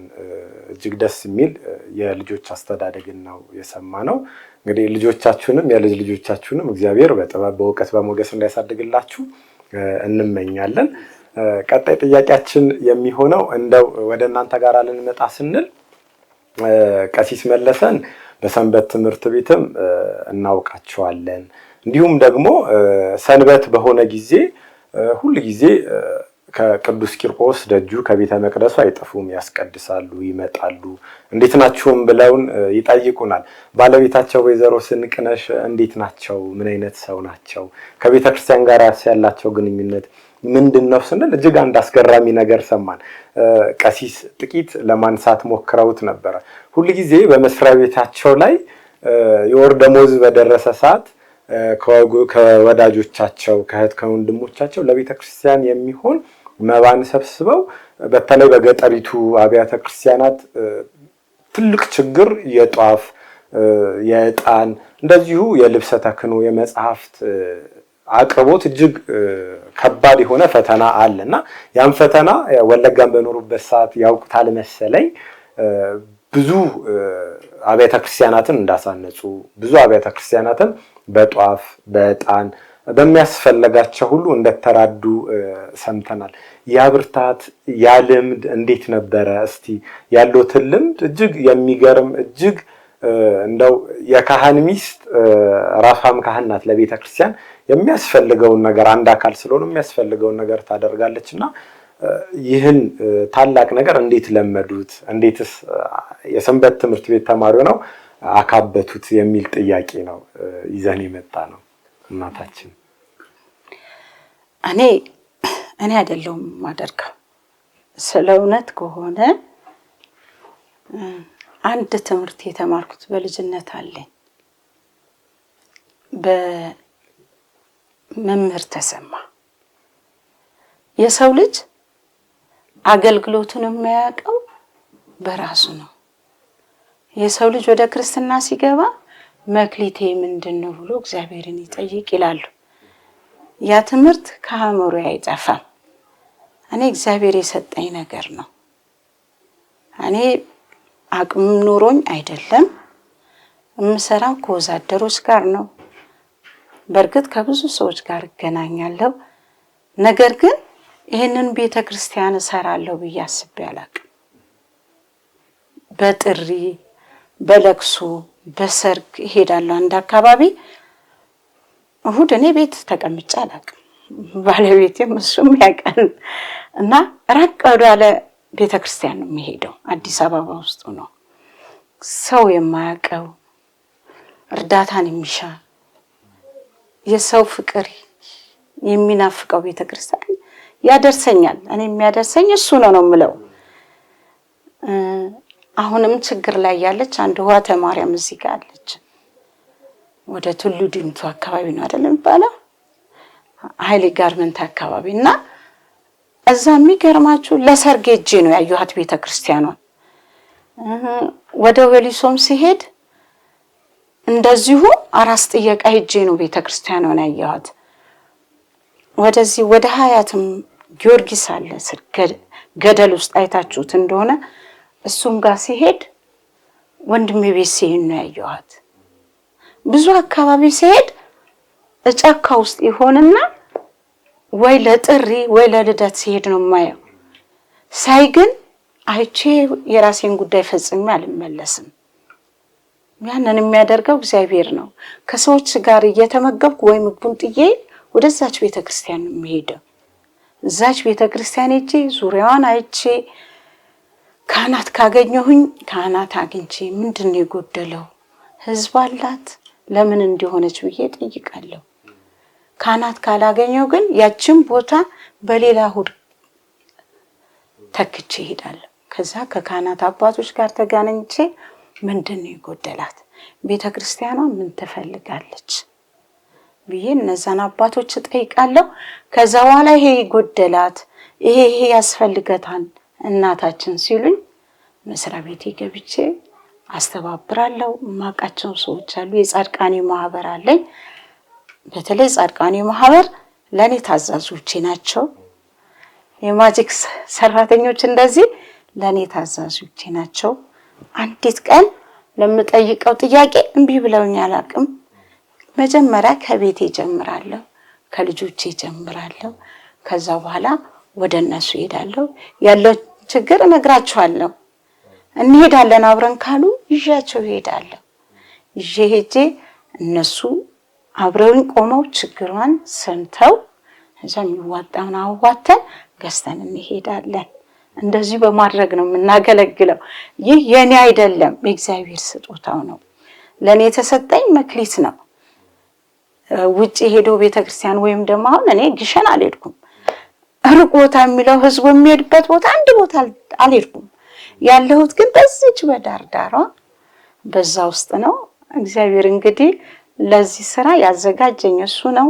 ሰዎችንም አያስጨክንብኝም። እንደናንተ ወጣቶች ልጆች ናቸው። እንደውም አሁን ጾም ሲገባ ማዘር ለምን ዝም አልሽን በረከታችንስ ይላሉ። ደውለው ማለት ነው ሲሉኝ ኧረ ተው ኪሳችሁ ባዶ ነው ኑሮ ውድ ነው ስል እንደኛን አንተንፈጊን ይላሉ። ከዛ ሰብስበው ይልኩልኛል። ያችን ይዤ ጧፍም ዕጣንም ወሊሶ አካባቢ ያው ትልቅ ቤተክርስቲያን ነው የሰራ ነው። አንድ እንደውም ጸጉር ቤት የሚሰራ ወንድሟ በዚህ በአሁኑ ወቅት ነው መኪና ጉዳት ድረስ ጠልፈውት ወስደውት ወደ አማራ ክልል ጥለውት ደብድበውት ከዛ ሞቷል ተብሎ ከተወራ በኋላ ልጁ ለካ ህይወት አለው። እሷ ያንን ስትሰማ ስንቋ ለባለወልድ ካህናቶች ንገሪልኝ በጸሎት ያስቡት ወንድሜ ሞቷል ተብሏል፣ መኪናው ለብቻ ተጥሏል ስትለኝ ለሊትም ቢሆን ለካህናቶች ደውላለሁ። እናታችን ደወለች ነው የሚሉኝ። ከዛ ደውዬ ነገርኳቸው። ነገ ጠዋት በቤተ መቅደስ ጸሎት እንድታደርጉለት እባካችሁ ብዬ ክርስትና ስም ሰጠው። ከዛ በኋላ ልጁ ህይወቱ አለ፣ ይተነፍሳል። መኪናውን ወስደው እዛ እነሱ የፈለጉትን አድርገዋል። ከጫካ ውስጥ እረኛ ያገኘዋል። ያንን ልጅ ይወስዷል ወደ ሕክምና ብሎ ህዝብ ተሰብስቦ ይወስዱታል። ይድናል። ለቤተሰብ ይደወላል። ልጃችሁ አለ ይባላል። ከዛ በኋላ ያ ልጅ ድኖ መኪናው ምንም ሳይነካ ድኖ እሱ እዚህ ጭንቅላቱ ላይ ትልቅ ጉዳት ደርሶበት ድኖ የባለወልድን ንገሪልኝ እባክሽ ማዘር አሁንም ነገ እንዲጸልዩልኝ ይላል። ይጸልዩላል። በቃ የኛ ስም እንዴት ያዘ ነው ያልኩት። ድኖ መኪናውን በስራ ዓለም ያሳትፋል። ሲያሳትፍ የቤተ መቅደሱንና የቅድስቱን ምንጣፍ ራሴ ነኝ የምችለው ብሎ ቃል ገብቶ ያንን ገዝቶ ከአዲስ አበባ ተሸክመን ሄደናል። በቃ ብዙ ነገር ነው። እዚህ ካራ ሚካኤል ሰው አስለቅቆ ያለበት ቤተክርስቲያን ከላይ ያለችው ጉልላት የማጂክ ፕሪንስ ሰራተኞች ናቸው የሰሩት። እኔ አይደለሁም ማዘው እግዚአብሔር ነው። ልጆችን በዚህ ውስጥ ሁሉ የራሳቸውን አምጡ ልጆቼ ይሄ ተብሏል። መጀመሪያ ከቤቴ ነው ስል አውጥተው ነው የሚሰጡኝ። እንደናንተም ያሉ ልጆች አሉኝ። ጥርጥር የለም ምን የለም። አንዳንዴ ይገርመኛል። እግዚአብሔር ድንቅ ነው እለዋለሁ። ድንቅ ነው። እኔ እኮ የለኝም ምን እንድሰራ ታሳየኝም፣ ግን ሰዎችን በእኔ ላይ ታደርግልኛለህ እላለሁ። እንዳላዘን ያቺ ቤተክርስቲያን ድቅቅ ብዬ ሳይ ውስጥ ያዝናል። የለኝም አልሰራትም፣ ግን የሚሰሩ ልጆችን ትሰጠኛለች። ስለዚህ እነሱን ባዘዝኩ ጊዜ ደግሞ እነሱ ተሽቀዳድመው ይሄዳሉ። የሱ ስራ ነው የኔ አይደለም። ሰራውም አልልም፣ ገና ነኝ። ይህም ተሰራ ተብሎ አይወራም። እግዚአብሔር ግን ከፈቀደ እናንተም እንደዚህ ብትሳተፉ ለራሳቸው በረከት ነው። እናቶችም በዚህ አይነት ነገር ለልጆቻችን ብንለምን ልጆቻችን ጥሩ ነገር ላይ ነው የሚወድቁት። የእናት ልመና አንገት አያስደፋም፣ እግር አያስቀልስም። እመቤታችንን ከለመንን ልጄን አደራ ማለት ትልቅ ነገር ነው። ልጅ ተቆጣጥረው አያድኑት። ልጅ የት ገባ፣ የት ወጣ፣ የት ጠጣ፣ ምን አልክ አይድንም። አዋዋልህ ምንድን ነው አይድንም። ነገር ግን ለቅዱሳን ለእናታችን አሳልፎ መስጠት ትልቅ ነገር ነው። እኔ ለነሱ ስለሰጠው ምንም ያፈርኩበት የለም። ሁሉንም ደስ ብሎኝ እኖራለሁ በልጆቼ። እግዚአብሔር ይመስገን። እናንተም ለቁም ነገር ያውቃችሁ። እንግዲህ በጣም የሚያስደስት ነገር ነው። ሂዱና ዓለምን ሁሉ ስበኩ ነው የተባለው። በሰንበት ትምህርት ቤት የተወሰነ አገልግሎት ብቻ አይደለም እናንተ ጋር እያደመጠን እየሰማን ያለ ነው። አንድ አገልጋይ ከሰንበት ትምህርት ቤት ባሻገር ለስራ በሄደበት በስራ ቦታ ላይ ዘውትር ቤተክርስቲያንን እያስታወሰ ለቤተክርስቲያን የሚጠቅማትን ነገር እያደረገ መንቀሳቀስ እንዳለበት ከእናንተ ትልቅ ትምህርት ተመልካቾቻችንም እንደዚሁም እኛም እየተማርን ስለሆነ እግዚአብሔር አገልግሎታችሁን አሁንም በሰፊ ይባርክ። ከዚሁ ጥያቄ ጋር ከዚሁ ሐሳብ ጋር ጥያቄ የማነሳላችሁ እንደው አሁን እናንተ በሰንበት ትምህርት ቤት ረጅም ዘመን አሳልፋችኋል፣ አገልግላችኋል። ከሰንበት ትምህርት ቤትም በኋላ በተሰማራችሁበት ስፍራ በተሰማራችሁበት ቦታ ልጆቻችሁን እያሳደጋችሁ ቤተክርስቲያንን ሳትረሷት ቤተክርስቲያንን በማቋቋም በመትከል ሰንበት ትምህርት ቤትን እንዳስፈላጊነቱ በመርዳት በማገዝ ዕጣኑን ጧፉን እንደው የሚያስፈልገውን ነገር ሁሉ በመራዳት እያገለገላችሁ ትገኛላችሁ። እንደው አሁን ያለው ወጣቱ አሁን ያለው ኦርቶዶክሳውያን ሰንበት ትምህርት ቤቱም እያገለገለ ያለው እንዴት ነው በሃይማኖቱ መጽናት ያለበት? እንዴትስ ነው አገልግሎቱን በርትቶ ማስቀጠል ያለበት የሚል ጥያቄ ለቀሲስ ማንሳት እፈልጋለሁ። እሺ እንግዲህ ያው የኔን ተሞክሮ ነግሬያቸዋለሁ። እኔ ተጠቃሚ ነኝ በሰንበት ትምህርት ቤት በማደጌ። ሰንበት ትምህርት ቤቱን ከመጥቀም በላይ ራሴን ነው የጠቀምኩት። ቅድም እንደነገርኳችሁ በስነ ምግባር በቤተክርስቲያን ሕይወት እንዳድግ የረዳኝ ሰንበት ትምህርት ቤቴ ነው። በስጋዊ ሕይወቴም የኔ ጓደኞች በእኛ እድሜ የነበረው የአፍላ ጊዜ በጣም እጅግ በጣም ይሄ HIV የበዛበት መጥፎ ክፉ ዘመን ነበረ። የኔ ጓደኞች የገንዘብ የማግኘት እድሉ ሰፊ ስለነበረ በብዙ ሁኔታ ተቀስፈው አልቀዋል። እኔ ዛሬ እግዚአብሔር ይመስገን ለዚህ ቁም ነገር በቅቻለሁ። ይሄ ከሰንበት ትምህርት ቤት ያገኘሁት መንፈሳዊ ሕይወቴ ራሴን እንድመራ ራሴን እንድገዛ በቤተክርስቲያን ስርዓት እንድኖር አኗኗሬን ከቤተክርስቲያን ጋር እንዳቆራኝ ስላደረገኝ ይሄው እስካሁን ድረስ እኔ አሁን እንግዲህ 64 ዓመቴ ነው። ጡረታ ወጥቼ እንደገና እየሰራው ነው ያለሁት። ጡረታዬን አስከብሬ ይሄ ሁሉ ጸጋ ያገኘሁት በቤተክርስቲያን ሕይወት ማለፌ ነው። ይሄ ምንም ያከራክር አይደለም። ስለዚህ ወጣቱ በወጣትነት ብቻ አይደለም ሰንበት ትምህርት ቤት ማገልገል ያለበት፣ ሰንበት ትምህርት ቤት ሕይወት ማለፍ ያለበት በወጣትነት ጊዜው አይደለም። መዘመር ማገልገል እሱ ሌላ ነው፣ አንዱ ትሩፋት ነው። ነገር ግን ሕይወታችን በሙሉ ከቤተክርስቲያን መራቅ የለበትም። እኛ በሰንበት ትምህርት ቤት አደግን፣ በሰንበት ትምህርት ቤት አገባን፣ ወለድን።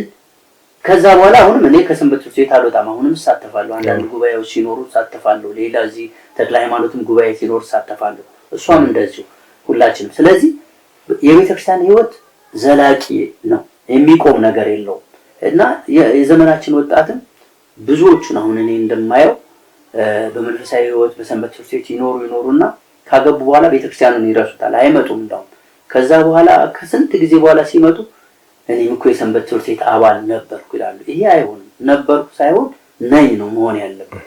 አሁን ያለንበት ሕይወትም የሰንበት ትምህርት ቤቱ አካል መሆን አለበት፣ የቤተክርስቲያን አካል መሆን አለበት። ቤተክርስቲያን እኛን ትፈልገናለች፣ እኛም ቤተክርስቲያንን ልንፈልጋት ይገባል። በወጣትነት ብቻ አይደለም፣ ሁሉ ጊዜ ከቤተክርስቲያን ሕይወት መራቅ የለብንም። ቅድም እንደነገርኳችሁ ለስጋዊ ሕይወታችንም መሰረቱ የቤተክርስቲያናችን ሕይወት ነው።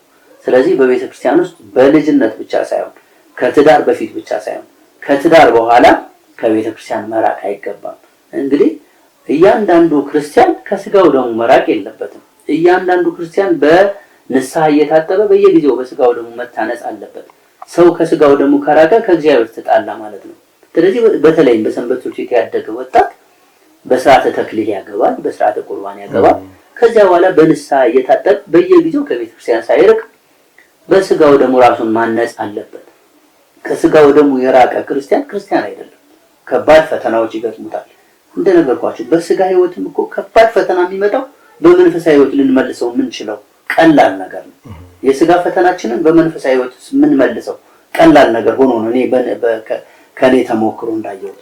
ስለዚህ ማንኛውም ወጣት ከህፃንነት እድሜው ጀምሮ እስከ ጉልምስናው እስከ እልፈተ ህይወቱ ድረስ ከቤተ ክርስቲያን ሳይርቅ አንድ አባት አሉ። በየጊዜው ሰንበት ትምህርት ቤት ዩኒፎርም ለብሰው የሚዘምሩ አንድ አባት በተለያዩ ሚዲያዎች በተለያዩ ቤተክርስቲያን እናያቸዋለን። እኛ አሁን ይሄ ሁሉ አራያ ናቸው። በቃ ሰንበት ትምህርት ቤት ማገልገል ያለብን እንደውም የኛ ሰንበት ትምህርት ቤት ደስ ይለኛል። ታላላቅ ልጆች ናቸው ዩኒፎርም ለብሰው ሲያገለግሉ እናያቸው። ያገቡ የወለዱ ልጆች ያላቸው። ይሄ ነው መሆን ያለበት። የቤተክርስቲያን ህይወት በትዳር የሚገታ አይደለም። የቤተክርስቲያን ህይወት በወጣትነት እድሜ የሚገታ አይደለም። የቤተክርስቲያን ህይወት የሰንበት ትምህርት ቤት ህይወት እስከ ዘላቂው እስከ ህልፈተ ህይወታችን ድረስ መዝለቅ ያለበት ነው ብዬ አምናለሁ። እና ይሄ ደግሞ ጥቅሙ ለራስ ነው፣ ለቤተክርስቲያን አይደለም። እኛ ለቤተክርስቲያን ብንርቅ ቤተክርስቲያን የሚቀርባት ነገር የለም። እኛን ከቤተክርስቲያን የምናገኘው ስጋዊ መንፈሳዊ ጥቅም የምናገኘው እኛንን እና ሁሉም ወጣት የሰንበት ትምህርት ቤት አባል እስከ እድሜ ልኩ ከቤተክርስቲያን ሳይለይ ከሰንበት ትምህርት ቤት አገልግሎት ሳይለይ እንዲኖር ጥሬን ማስተላለፍ ፈልጋለሁ። ደስ የሚል መልእክት ነው። እንግዲህ ፕሮግራማችን ትንሿ ቤተክርስቲያን የሚል ፕሮግራም ነው። እዚህ ፕሮግራም ላይ ቀሲስ እንዳሉት እንደሰማችሁት የሰንበት ትምህርት ቤት አገልግሎት አጠቃላይ መንፈሳዊ ህይወት በትዳር የሚገታ አይደለም። ቤተክርስቲያንን ለማገልገል ቤተክርስቲያንን ለመራዳት የሚያስፈልጋትን ነገር ለማድረግ እኛም ደግሞ ለቤተክርስቲያን የሰጠናትን እጥፍ አድርገን ለመቀበል በቤተክርስቲያን ውስጥ ጸንተን ማገልገል ይጠበቅብናል የሚል መልእክትን ቀሲስ አስተላልፎልናል። ቀሲስ እግዚአብሔር ያክብርልን። እንግዲህ ወደ መጨረሻ ጥያቄያችን ወደ መጨረሻ ሐሳባችን ደርሰናል። እንደው ይህ በዩቲዩብ የሚተላለፈው የመርሃ ግብራችን ትንሿ ቤተክርስቲያን ትልቁ ሐሳቡ እንዴት ነው? አሁን ባለንበት ዘመን ላይ ብዙ ባለትዳሮች አሁን ተጋቡ አሁን ተፋቱ ነው። እንደዚሁም ደግሞ መጽናት የማይታይበት ጊዜ ነው። አለመግባባት የበረከተበት ጊዜ ነው። እናንተ ደግሞ እንደነገራችሁን ከ1981 ዓመተ ምህረት ጀምሮ ከ36 ዓመት በላይ በትዳር ህይወት ውስጥ ቆይታችሁ የቤተክርስቲያን ደግሞ የሚያስፈልጋትን ነገር በአገልግሎትም ለሰንበት ትምህርት ቤቱም ዕጣንም ጧፍም የቤተ መቅደሱን አገልግሎት ሳታስተጓጉሉ ቤተክርስቲያንን እያገዛችሁ ትዳራችሁንም ደግሞ እንዲሁ በሚያምር የልጅ ልጅን እስከ ማየት የተደረሰበት እጅግ በረከት ያለው ትዳር ነው። እጅግ የሚያስቀና ትዳር ነው። እጅግ ብዙ ትምህርት የሚገኝበት ትዳር ነው። እንግዲህ አሁን በትዳር ህይወት ውስጥ ላሉ ለጀማሪዎች ለማግባት ለሚያስቡ እንደዚሁም ደግሞ አንዳንድ ትዳር ውስጥ አንዳንድ ችግር አይጠፋምና ችግሮች እንዴት መፈታት አለባቸው ብላችሁ ታስባላችሁ? ትዳርንስ እንዴት ወጣቶቹ ማጽናት ይጠበቅባቸዋል ብላችሁ ታስባላችሁ? እንግዲህ ወንድማችን ዳግም እህታችን ዳግም እንዲሁም ወንድማችን አሃዱ በትዳር ህይወት ውስጥ ነው ያሉት። ለእነርሱም የሚሆን ምክር ለሁሉም ለልጆቻቸው የሚሆን ምክር መልእክት እንዲያስተላልፉልን ነበር። እናታችን መልእክቱን ያስተላልፉልንና ቀሲስ አጠቃላይ ጥያቄውን ይጠቀልሉልናል። እንግዲህ ትዳር የእግዚአብሔር ስጦታ ነው። መረረም ማረረም የእግዚአብሔር ስጦታ እሰይ ብሎ መቀበል ነው። መራራውን ለማጥፋት በጸሎት መትጋት ነው። ከዚህ በተረፈ ምንም የለውም። ትዳር ትዕግስትን ይፈልጋል። ትዕግስትን ደግሞ ከእግዚአብሔር ነው የምናገኘው። በጸሎት እየተጋን በትዕግስት መኖር ነው። አሁን ተጋብቶ አሁን መፋታት ይከብዳል። ይህ የዲያብሎስ መሳሪያ መሆን ነው። የዛሬ ወጣቶች በእርግጥ ለነገሩ እንቸኩላለን፣ ግን ደግሞ በእናንተ ጊዜ ደስ የሚል እኔ በየገዳማት ዙሪያ ያየሁት ነገር አለ። ወጣቶች በሱባኤ ይኖራሉ። በሱባኤ ትዳርን ይጠይቃሉ። ይህ መታደል ነው። ይህ መታደል ነው። በእኛ ጊዜ የለም። በሱባኤ ትዳርን ጠይቆ የእግዚአብሔር መልስ ማግኘት ትልቅ ነገር ነው። ያ በሱባኤ ያገኘውን ትዳር ትይዘዋለህ። እግዚአብሔር በመሃል አለ። ፈተና ቢበዛም ፈተናውን በጸሎት ታልፈዋለህ። ስለዚህ እኔ የአሁኑን ትውልድ እምለው እንደጀመራችሁት ትዳርን በሱባኤ እግዚአብሔርን በመጠየቅ ቢሆን ለአሁኑ መፋታት ምክንያት አይሆንም እላለሁ። ከዛ በኋላ ደግሞ በሱባኤ የተገኘውን ትዳር በጸሎት ብንኖርበት፣ ጸሎት ለማንኛውም ነገር መልስ ነው፣ መልስ ያሰጠናል። ስለዚህ ሌላው ቀርቶ ትዕግስትን ያስተምረናል፣ ደካማነታችንን እንድናውቅ ያደርገናል። ስለዚህ ያንን እንድናገኝ በጸሎት ብንተጋ፣ ያ ነው የመጀመሪያ እንትኔ። ትዳር ጥሩ ነው። ወጣቶች እንዲሁ ከመኖር ቢያገቡ፣ እኔ በልጅነታቸው ስለዳርኳቸው ደስ ይለኛል። አሁን ይማማራሉ፣ በትዕግስት ይተላለፋሉ፣ ልጆቻቸውን ያሳድጋሉ። እንደኛ ሲሆን ደግሞ ወደ ስጋ ወደሙ ይቀርባሉ። ይህ የነሱ ምርጫ ነው። ጥሩ ነው፣ ለነሱ ጥሩ ነው። ቆይቶ ማግባቱን በእርግጥ ትክክል ነው፣ ግን ቢሆንም በልጅነት ከእግዚአብሔር ጠይቆ ስጦታውን አውቆ መጋባቱ ጥሩ ነው። በሱባኤ ብታረጉት ጥሩ ነው። ያው እንግዲህ ትዕግስትን ነው ስጠን የምንለው። ለሴቶች ትዕግስት፣ ለወንዶችም ትዕግስት ስጥ እያሉ እግዚአብሔርን እየለመኑ በጸሎት አብሮ መኖር ነው እና ትዳር ቆንጆ ነው። እሺ፣ አዎ ትዳር ታላቅ ስራ ነው። ትዳር እንደተባለው ቀላል አይደለም፣ ትልቅ ተቋም ነው። በጣም ትልቅ ተቋም ነው። ሰው በህይወቱ ደግሞ እግዚአብሔር ቅዱስ ጳውሎስ እንደተናገረው ብትችሉ እንደኔ ድንግል ሁኑ፣ ባትችሉ አንድ ወንድ ለአንድ ሴት፣ አንድ ሴት ለአንድ ወንድ በጋብቻ እንዲኖሩ የተፈቀደ የቤተክርስቲያናችን ስርዓት ነው። ከቤተክርስቲያናችን ሚስጥራት ደግሞ አንዱ ስርዓተ ተክሊል ነው። በስርዓተ ተክሊል መጋባት ይቻላል። ከዛም በዘለለ ደግሞ በማዕስባን በቅዱስ ሥጋውና በክቡር ደሙ ጋብቻ ይፈጸማል። እና እንዴት ነው አሁን ሰዎች በትዳር ህይወት ውስጥ መልኳን አይቶ ወይም ሀብቷን አይቶ የተደረገ ትዳር አስቸጋሪ ነው። ትዳር ሁል ጊዜ ከእግዚአብሔር ጥያቄ ቀርቦ እግዚአብሔር በሰጠው ምላሽ መሆን አለበት። ከትዳር በፊት እንደተባለው ጸሎት ያስፈልጋል። ለእግዚአብሔር ጥያቄ መቅረብ አለበት። በዚህ መልኩ በመንፈሳዊ ህይወት በቅድስና በስጋው ደግሞ የታነጸ ጋብቻ ብዙ ጊዜ አይፈርስም። እውነት ለመናገር በጣም ብዙ እንትን አይልም። ግን አሁን በዘመናችን የምናየው ወጣት ከቅዱስ ስጋው የራቀ ሲሆን ከባድ ነው እንጂ እግዚአብሔር የፈቀደው ጋብቻ እኮ በቃ የአልጀብራን ህግ የሻረ አንድና አንድ ሁለት የሚለውን ህግ ሽሮ አንድና አንድ የሚለው መልስ ያሰጠ ታላቅ ሚስጥር ነው። ከቤተክርስቲያናችን ሚስጥራት አንዱ ትልቁ ሚስጥር ነው እና ይሄንን በስጋው ደግሞ ያጸና ትዳር ደግሞ በቀላሉ ማፍረስ ከባድ ነው። እንደተባለው በጸሎት መትጋት፣ እግዚአብሔርን በንስሐ መጠየቅ፣ በየዕለቱ ወደ ስጋው ደግሞ መቅረብ። ወደ ስጋው ደግሞ የሚቀርብ ወጣት ተጋቢ ከጋብቻ አይርቅም፣ ጋብቻውን አያፈርስም፣ እግዚአብሔርን ይጠብቃል። ሁሌ በጸሎት መጠየቅ ያስፈልጋል። ስለዚህ የዘመናችን ወጣቶች በእውነት ደስ ይላል። አሁን ድሮ የነበረው ስርዓትና አሁን ለቤተክርስቲያን ቅርብ የሆኑ ወጣቶች ስርዓቱን አውቀው ነው የሚያገቡት። በእኛ ጊዜ የነበረው አሁን የጋብቻ ስርዓት እንደውም እኔ ትዝ ይለኛል እኛ ስናገባ በቤተሰብ እኔ ገና ወጣቶች ስለሆነ ህግ ያፈርሳሉ ማለት ከክህነት ይርቃል ብሎ ነበር አባቴ ተጽዕኖ ያደርግብኝ የነበረው። አሁን ማግባት አለብህ፣ በዚህ ዓመት የግድ ማግባት አለብህ፣ እድሜ ያልፋል። በእኛ ጊዜ ዲያቆን ለመሆን የግዴታ ህግ መስራት አለበት። ዝም ብሎ ክህነት ለመስራት ብቻ አይደለም።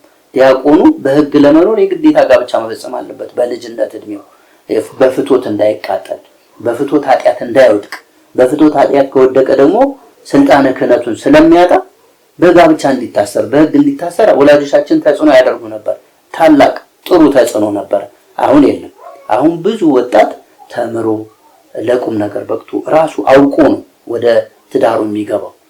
እርግጥ እግዚአብሔር በስርዓተ ተክሊል ለማጋባት ብዙ ነገሮች አሉ። አንተ ነህ ራስን መርምረህ ለቤተክርስቲያን የምታቀርበው እንጂ አንተን ድንግልና ቤተክርስቲያን ላቦራቶሪ መርምራ አይደለም ስርዓተ ተክሊል የምታደርገው። ነገር ግን በቤተክርስቲያናችን ስርዓት የራሱ የሆነ ስርዓት አለው። በስርዓተ ተክሊል የሚጋቡት ለድንግልናቸው ሽልማት አክሊል ታደርጋለች። ነገር ግን ድንግልናቸውን ላፈረሱ ወጣት ወንዶችም ሆነ ሴቶች ደግሞ የማዕሰባን ጋብቻ ታላቁን ማህተም ቅዱስ ሥጋውን ክቡር ደሙን አትማ ቤተክርስቲያን መርቃ ትድራለች። ስለዚህ በዚህ መልኩ ትዳርን መመስረት ይቻላልና በጸሎት የጸና በስጋው ደግሞ የጸና እንደገና ደግሞ በንስሐ ሁል ጊዜ ወደ ቤተክርስቲያን ከቤተክርስቲያን ካራቅን ከጋብቻ አንወጣም። ዋናው ነገር በቤተክርስቲያን አለመራቅ ነውና ሁሉም የዘመናችን ወጣት በቤተክርስቲያን እንዲያገባ እንመክራለን። ታላቅ ተቋም መመስረት የሚቻለው በቤተክርስቲያን ሲሆን ነው፣ በስጋው ደግሞ ሲሆን ነው። እግዚአብሔር ያልተለየበት እግዚአብሔር የባረከው ትዳር ሲሆን ዘለቄታዊ ይሆናል። እንዳያችሁት እንደኛ የልጅ ልጆች መልካም ልጆችን የሚያፈሩ ካህናትን የሚያፈሩ ልጆች መወለድ መፈጠር የሚቻለው በቅዱስ ሥጋው በክቡር ደግሞ የታነጸ ሲሆን ነውና ሁሉም ወጣት በዚህ ህይወት እንዲያልፍ እንመክራለን። በዚህ ህይወት ያለፈ ደግሞ ካገባ በኋላ አሁን አንዳንድ ጊዜ በቤተክርስቲያናችን ትንሽ ቅር የሚለው ነገር በስጋው ደግሞ አግብተው ከዚያ በኋላ የተጋቡለት ቅዱስ ሥጋውና ክቡር ደግሞ የተቀበሉ ከ30 ዓመት በኋላ ስታዩ ያልተቀበሉ ሰዎች እናገኛለን። ይሄ በጣም ከባድ ፈተና ነው እና ምን ጊዜ በትዳሩ ያሉ ሰዎች ሁሌም ከስጋው ደግሞ ሊርቁ አይገባም። ስጋው ደግሞ ሲርቅ ሰይጣን ይፈትናል። ማንኛውንም በተለይ በመንፈሳዊ ህይወት ያለን ሰው ሰይጣን ይፈትናል። ከዚህ ከፈተና ለመራቅ ደግሞ ሁሉ ጊዜ በቅዱስ ሥጋው በክቡር ደሙ መታነጽ አለብን። እኛ በአገልግሎት በቅዳሴው አገልግሎት የስጋው ደግሞ ተሳታፊዎች ነን። እሷ እንደነገርኳችሁ ጠዋት ተነስታ ኪዳን ሳታደርስ አትሄድም። ለምሳሌ ዛሬ ሌሊት ሄዳ ስጋው ደግሞ ተቀብላ ነው ዛሬ ያገኛቸዋት እንዳጋጣሚ ሆነው እና እንዲህ ነው ህይወት መግለቅ ያለበት። እኛ 36 ዓመት ሆኖናል ከተጋባን። በዚህ በረጅም እድሜ ውስጥ መፋታት አይደለም። እንደውም እኔ ቁጡ ነኝ። አንዳንድ ጊዜ ቆጣ ስል እሺ ዝም ብላ ጥላይ ነው የምትሄደው። አንድ ቀን ዘለፋ ተነጋግረን አናውቅም። ክፉ ዘለፋ ተነጋግረን አናውቅም። እኔ ስናገር እሷ እሺ ብላ ጥላይ ነው የምትሄደው እና በዚህ ህይወት 36 ዓመት ኖረናል። 36 ዓመት ሰፊ ረጅም ጊዜ ነው። ታላቅ ረጅም ጊዜ ነው። በዚህ ህይወት ውስጥ እንግዲህ ይሄን ሁሉ እንድንዘልቅ ያደረገን በእውነት ቅድም እንደነገርኳችሁ አንደኛ ከስጋው ደግሞ አለማረቃችን፣ ሁለተኛ በመንፈሳዊ ህይወት ማደጋችን፣ በሰንበት ትምህርት ቤት ማደጋችን ታላቅ አስተዋጽኦ አለው። ክፉ ነገር እንዳንናገር ይከለክለናል ቅዱስ ቃሉ ሁሌም ይታሰባልና ሁሉም በዚህ መልኩ ከኛ ተሞክሮ ብዙ ቢወስድ ወጣቱ እላለሁ። እኛ ጻድቆች ሆነን አይደለም፣ ግን ተሞክሯችን ለሌላው አራያ ይሆናል ብለን እናስባለን። በትዳር ህይወት ያሳለፍናቸው ጊዜያቶች ቀላል አይደሉም።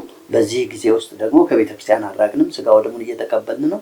ስለዚህ ሁላችሁም በዚህ መልኩ ትቀጥሉ መልካም ነው እላለሁ። እግዚአብሔር ይስጥልን። እንግዲህ ውድ የወልደ ብርሃን ሚዲያ ተከታታዮች በትንሿ ቤተክርስቲያን ላይ እንገኛለን። እስካሁን በነበረን ቆይታ ስለ ትዳር ህይወት እንደዚሁም ደግሞ ስለ ልጆች አስተዳደግ፣ መንፈሳዊ አገልግሎትና ትዳር በምን አይነት መንገድ እንደሚከወን ከቀሲስ መለሰ ምስጋናውና ከእናታችን ከወይዘሮ ስንቅነሽ ወንዳፍራሽ ጋር የሚገርም ደስ የሚል አስደሳች ትምህርቶችን ምክሮችን እየተማረን ቆይተናል። ቀሲስ መለሰ ምስጋናው ወደ ሰንበት ትምህርት ቤት በ1968 ዓ.ም እንደገቡ ነግረውናል። እንግዲህ ከአንድ ዓመት በኋላ የሰንበት ትምህርት ቤት አጠቃላይ ቆይታቸው ወደ 50 ዓመት ሊሆን አንድ ዓመት ነው የቀራቸው። በጣም ረጅም ዘመን ረጅም ጊዜ ነው ያገለገሉት። ያው አሁን እንኳን በቅርብ ሰዓታት ሰንበት ትምህርት ቤቱን የሚጎበኙ ሰንበት ትምህርት ቤቷ እንዴት አለች፣ እንዴት ሆነች፣ ምን እየሰራችሁ ነው፣ ምን እየካወናችሁ ነው፣ እድገታችሁ ምን ይመስላል እያሉ ያለማቋረጥ እንግዲህ ለ50 ዓመታት በሐሳብም በጉልበትም ሰንበት ትምህርት ቤትን በሚያስፈልጋት መርዳት ሁሉ እየተራዱ እኛም ደግሞ እንዲህ ጥያቄዎችን ይዘን ስንመጣ ቤታችሁ ተገኝተን የሚያስፈልገውን ጥያቄዎች ይዘን ስንመጣ እናንተ ደግሞ ለኛ ክብር ሰጣችሁን የሚያስፈልገንን ነገር ሁሉ ስላደረጋችሁልን በሰንበት ትምህርት ቤቷ ስም እናመሰግናለን። ሰንበት ትምህርት ቤቷም ላደረጋችሁት አገልግሎት ላበረከታችሁት አስተዋጽኦ መጠነኛ ማስታወሻ የምትሆን ስጦታ ተልኮላችኋል። ያን መልእክት ላንብብላችሁና ቀጥታ ወደ ስጦታችን እናልፋለን። መልእክቱ እንዲህ የሚል ነው። የቤታችሁ ራስ እግዚአብሔር ይሁን። ማዕረጋችሁ፣ ወጋችሁ፣ ክብራችሁ እርሱ ይሁን። ከብዙ ገንዘብ፣ ከተሟላ ንብረት፣ ከሁሉ እግዚአብሔር ይሻላል። ሌላ ሁሉ መልካም ነገር ምንጭ ከሆነ ከብርሃናት ጌታ ከእግዚአብሔር የሚመጣ ነውና በትዳር ዘመናችሁ ሁሉ ቤታችሁ የሰላም፣ የፍቅር፣ የበረከት እንዲሆንላችሁ እንመኛለን። ደግሞ እንጸልያለን። ለነገ ህብረታችሁ መንፈስና ህሊና ቁርኝነታችሁ በእርግጥ እግዚአብሔር እንደሚያስፈልጋችሁ እንነግራችኋለን። በቤታችሁ እግዚአብሔር ካለ ሰላም አለ፣ እረፍት አለ፣ ሁሉም አለ። ከመላው የሰንበት ትምህርት ቤቱ አባላት ሁሉ መልካሙ ምኞት እንመኝላችኋለን። እግዚአብሔር ደግሞ መልካሙን ነገር ይሰጣችኋል። ከመካነ ሰማዕት ቅዱስ ቂርቆስ ቤተክርስቲያን ውልደ ብርሃን ሰንበት ትምህርት ቤት በጋብቻ ቀን ከሚተላለፍ መልእክት የተወሰደ። እንግዲህ ሰንበት ትምህርት ቤታችን የመጀመሪያ ጋብቻቸውን ለሚያደርጉ አባላቶቻችን የህይወት ስንቅ፣ የህይወት መመሪያ የሆናቸው ዘንድ እንዲህ የምስክር ወረቀትን ወይም ደግሞ በንባብ የታጀበ መልእክትን ታስተላልፍላችኋለች። ከዛ ላይ ቀሪው ዘመናችሁ፣ ቀሪ ህይወታችሁ ሁሉ እግዚአብሔር ከእናንተ ጋር ሆኖ ጤናን፣ እድሜን እንዲሁ የበረከቱ የልጅ ልጆችን የምታዩበት ዘመን እንዲሆን ይህንን መልእክት ሰንበት ትምህርት ቤታችን ልካለች። ይህኛው የሰንበት ትምህርት ቤቷ ፖስት ካርድ ነው፣ ለትንሿ ቤተክርስቲያን መርሃ ግብር ስር የተዘጋጀ። ይሄ ደግሞ ያሳደጋችሁ፣ የተራዳችሁ፣ በህይወት ዘመን ሁሉ አብሯችሁ የሚሆነው የሰማዕቱ የአባታችን የሕፃኑ ቅዱስ ቂርቆስ ምስል ነው። ይኸው የሰንበት ትምህርት ቤቱ ነው።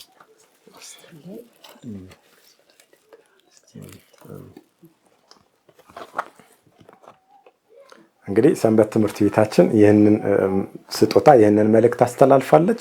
እንዲሁ ቀሲስ የመጨረሻ የሚያመሰግኑት የሚያስተላልፉት መልእክት ካለ መልእክቱን እንቀበል። እሺ፣ አመሰግናለሁ። ሰንበት ትምህርት ቤቴ እኔ ኩራቴ ነው፣ ሁሌ መከታዬ ነው። በየሄድኩበት ማሞገስ ነው ሰንበት ትምህርት ቤቴ ነው። በተለያዩ ጊዜ የተለያዩ ስጦታዎች ሰጥተውኛል። የዛሬው ደግሞ ለየት ይላል። እግዚአብሔር ይስጥልን። ሰንበት ትምህርት ቤታችንን ረጅም እድሜ የምንገለገልበት ያድርገው። በእውነት ብዙ ወጣቶች፣ ብዙ ታላላቅ ሰዎችን ያፈራ ሰንበት ትምህርት ቤት ነው። ታላቅ ሰንበት ትምህርት ቤት ነው እና አሁንም ትልልቅ ልጆችን የሚያፈራ ለእግዚአብሔር የሚሆኑ ቅዱሳንን የሚያፈራ ሰንበት ትምህርት ቤት እንዲሆን የዘወትር ምኞቴ ነው። በእያንዳንዱ የሰንበት ትምህርት ቤቱ እንቅስቃሴዎች ሁሉ እከታተላለሁ፣ እየሄድኩ እጠይቃለሁ። ባለፈውም የሰንበት ትምህርት ቤቱ የመጽሐፍት አውደ ርዕይ ነበርና እዛ ላይ ተገኝቼ አባ ክፍሌ አባቴ የመጽሐፍ መምህሬ የሰጡኝን የመጽሐፍ የግዕዝ ንባብ መማሪያ መጽሐፍ ለሰንበት ትምህርት ቤቱ ለመስጠት ቃል ገብቼ ነበር። በአጋጣሚ ዛሬ ሄጄ ሰው አጥቼ ነው የመጣሁት። በዚህ አጋጣሚ ይዛችሁልኝ እንድትሄዱ መጠየቅ እፈልጋለሁ እና ለሰንበት ትምህርት ቤቱ ቃል ገብቻለሁ። ያችን መጽሐፍ ከአባ ክፍለ ዮሐንስ የተሰጠኝ በእሳቸው እጅ ተባርኬ የወሰድኳት ነች። ለሰንበት ትምህርት ቤት መጽሐፍት ቤት እንድሰጥ ባለፈው ቃል ገብቼ ነበር። ዛሬ ቤተክርስቲያን ሲሄድ ይዤ ሄጄ አጥቻቸው ተመልሻለሁ። በዚህ አጋጣሚ እናንተ ይዛችሁልኝ እንድትሄዱ እፈልጋለሁ። በተረፈ እንግዲህ ለእናንተም እግዚአብሔር ረጅም እድሜን ይስጥልን። እናንተም እንደዚሁ በትዳር ተመስርታችሁ በቅዱስ ሥጋውን በክቡር ደሙ ጸንታችሁ እንደኛ ልጆች ወልዳችሁ የልጅ ልጆች የምታዩ ረጅም እድሜ ከጤና ጋር እንዲሰጣችሁ የዘወትር ምኞቴ ነው። እግዚአብሔር ይስጥልን፣ እግዚአብሔር ይቀድስልን፣ እግዚአብሔር ይባርክልን። እግዚአብሔር ቀኑን በሰላም እንደዋለን በሰላም ያሳድረን። ከሰንበት ረድኤት ከቅዱሳን ጸሎት ያሳትፈን። ዝክራብ ዝክሮን ያድርግልን። ከለጥቂት ከዘመኑ ክሰር ሰውረን። ቤተክርስቲያናችን ይጠብቅልን፣ ሃይማኖታችን ይጠብቅልን፣ ሀገራችን ጽኑ ሰላም ያደርግልን። ለብርሃነ ትንሣኤው በሰላም ያደርሰን። እንበል አቡነ ዘበሰማያት ይትቀደስ ስምከ ትምጻእ መንግሥትከ ወይኩን ፈቃድከ በከመ በሰማይ ከማሁ በምድር ሲሳየነ ዘለለ ዕለትነ ሀበነ ዮም ኅድግ ለነ አበሳነ ወጌጋየነ ከመ ንሕነኒ ንኅድግ ለዘአበሰ ለነ ኢታብአነ እግዚኦ ሰመሱት አላ አድኅነነ ወባልሐነ እምኩሉ እኩይ መዚአከ ይእቲ መንግሥት ኃይል ወስብሐት ለዓለመ ዓለም። በሰላመ ቅዱስ ገብርኤል መልአክ ኦ እግዝእትየ ማርያም ሰላም ለኪ ድንግል በኅሊናኪ ወድንግል በሥጋኪ እመ እግዚአብሔር ጸባኦት ሰላም ለኪ ብሩክት አንቲ እምአንስት ወቡሩክ ፍሬ ከርሥኪ ተፈሥሒ ፍሥሕት ኦ ምልዕተ ጸጋ እግዚአብሔር ምስሌኪ ጸልዪ ወሰአሊ ምሕረተ በኵር ወልድኪ ኢየሱስ ክርስቶስ ከመ ይስረይ ለነ ኃጣውኢነ ተማኅፀነ በኪ ቃለ እግዚአብሔር አብይ ኦ እግዚእ ኢየሱስ ክርስቶስ ስረይ ኃጢአቴ ወኃጢአተ ኩሉ ሕዝብከ በስህተት በግድፈት በእውቀት ያለ እውቀት ማይሰራ ኃጢአት እግዚአብሔር ይፍታ። እግዚአብሔር ይስጥልን። እግዚአብሔር ይባርክልን። ውድ ተመልካቾቻችን የመጀመሪያ መርሃ ግብራችንን በቀሲስ መለሰ ምስጋናውና በወይዘሮ ስንቅነሽ ወንዳፍራሽ ቤት አካሂደናል። ይህ መርሃ ግብር እጅግ ጠቃሚ እጅግ መካሪ መርሃ ግብር እንደነበረ ተስፋ እናደርጋለን። እንግዲህ እንደተመለከታችሁት እንዳያችሁት ቤተክርስቲያንን እያገለገሉ በትዳር ህይወት ውስጥ ለረጅም ዘመን የቆዩ ባለ ትዳሮች ናቸው። እግዚአብሔር ልጆቻቸውን የልጅ ልጆቻቸውን እንዲሁም ደግሞ ጤናና ሰላም ሰጥቶ እንደዚሁ ለታሪክ እንደዚሁ ለተጠያቂነት እንዲያቆይልን የአምላካችን መልካም ቅዱስ ፍቃድ ይሁንልን። ሁላችሁ ተመልካቾቻችን የሰንበት ትምህርት ቤታችንን ሚዲያ ሼር፣ ላይክ እና ሰብስክራይብ ማድረግ እንዳትረሱ። እኛም በርትተን ጸንተን ወደፊት አገልግሎታችንን እንድናጠናክር በጸሎታችሁ እንድታግዙን እንጠይቃለን። ሰላም እግዚአብሔር ከሁላችሁ ጋር ይሁን። መልካም በዓል መልካም ጊዜ ይሆንላችሁ።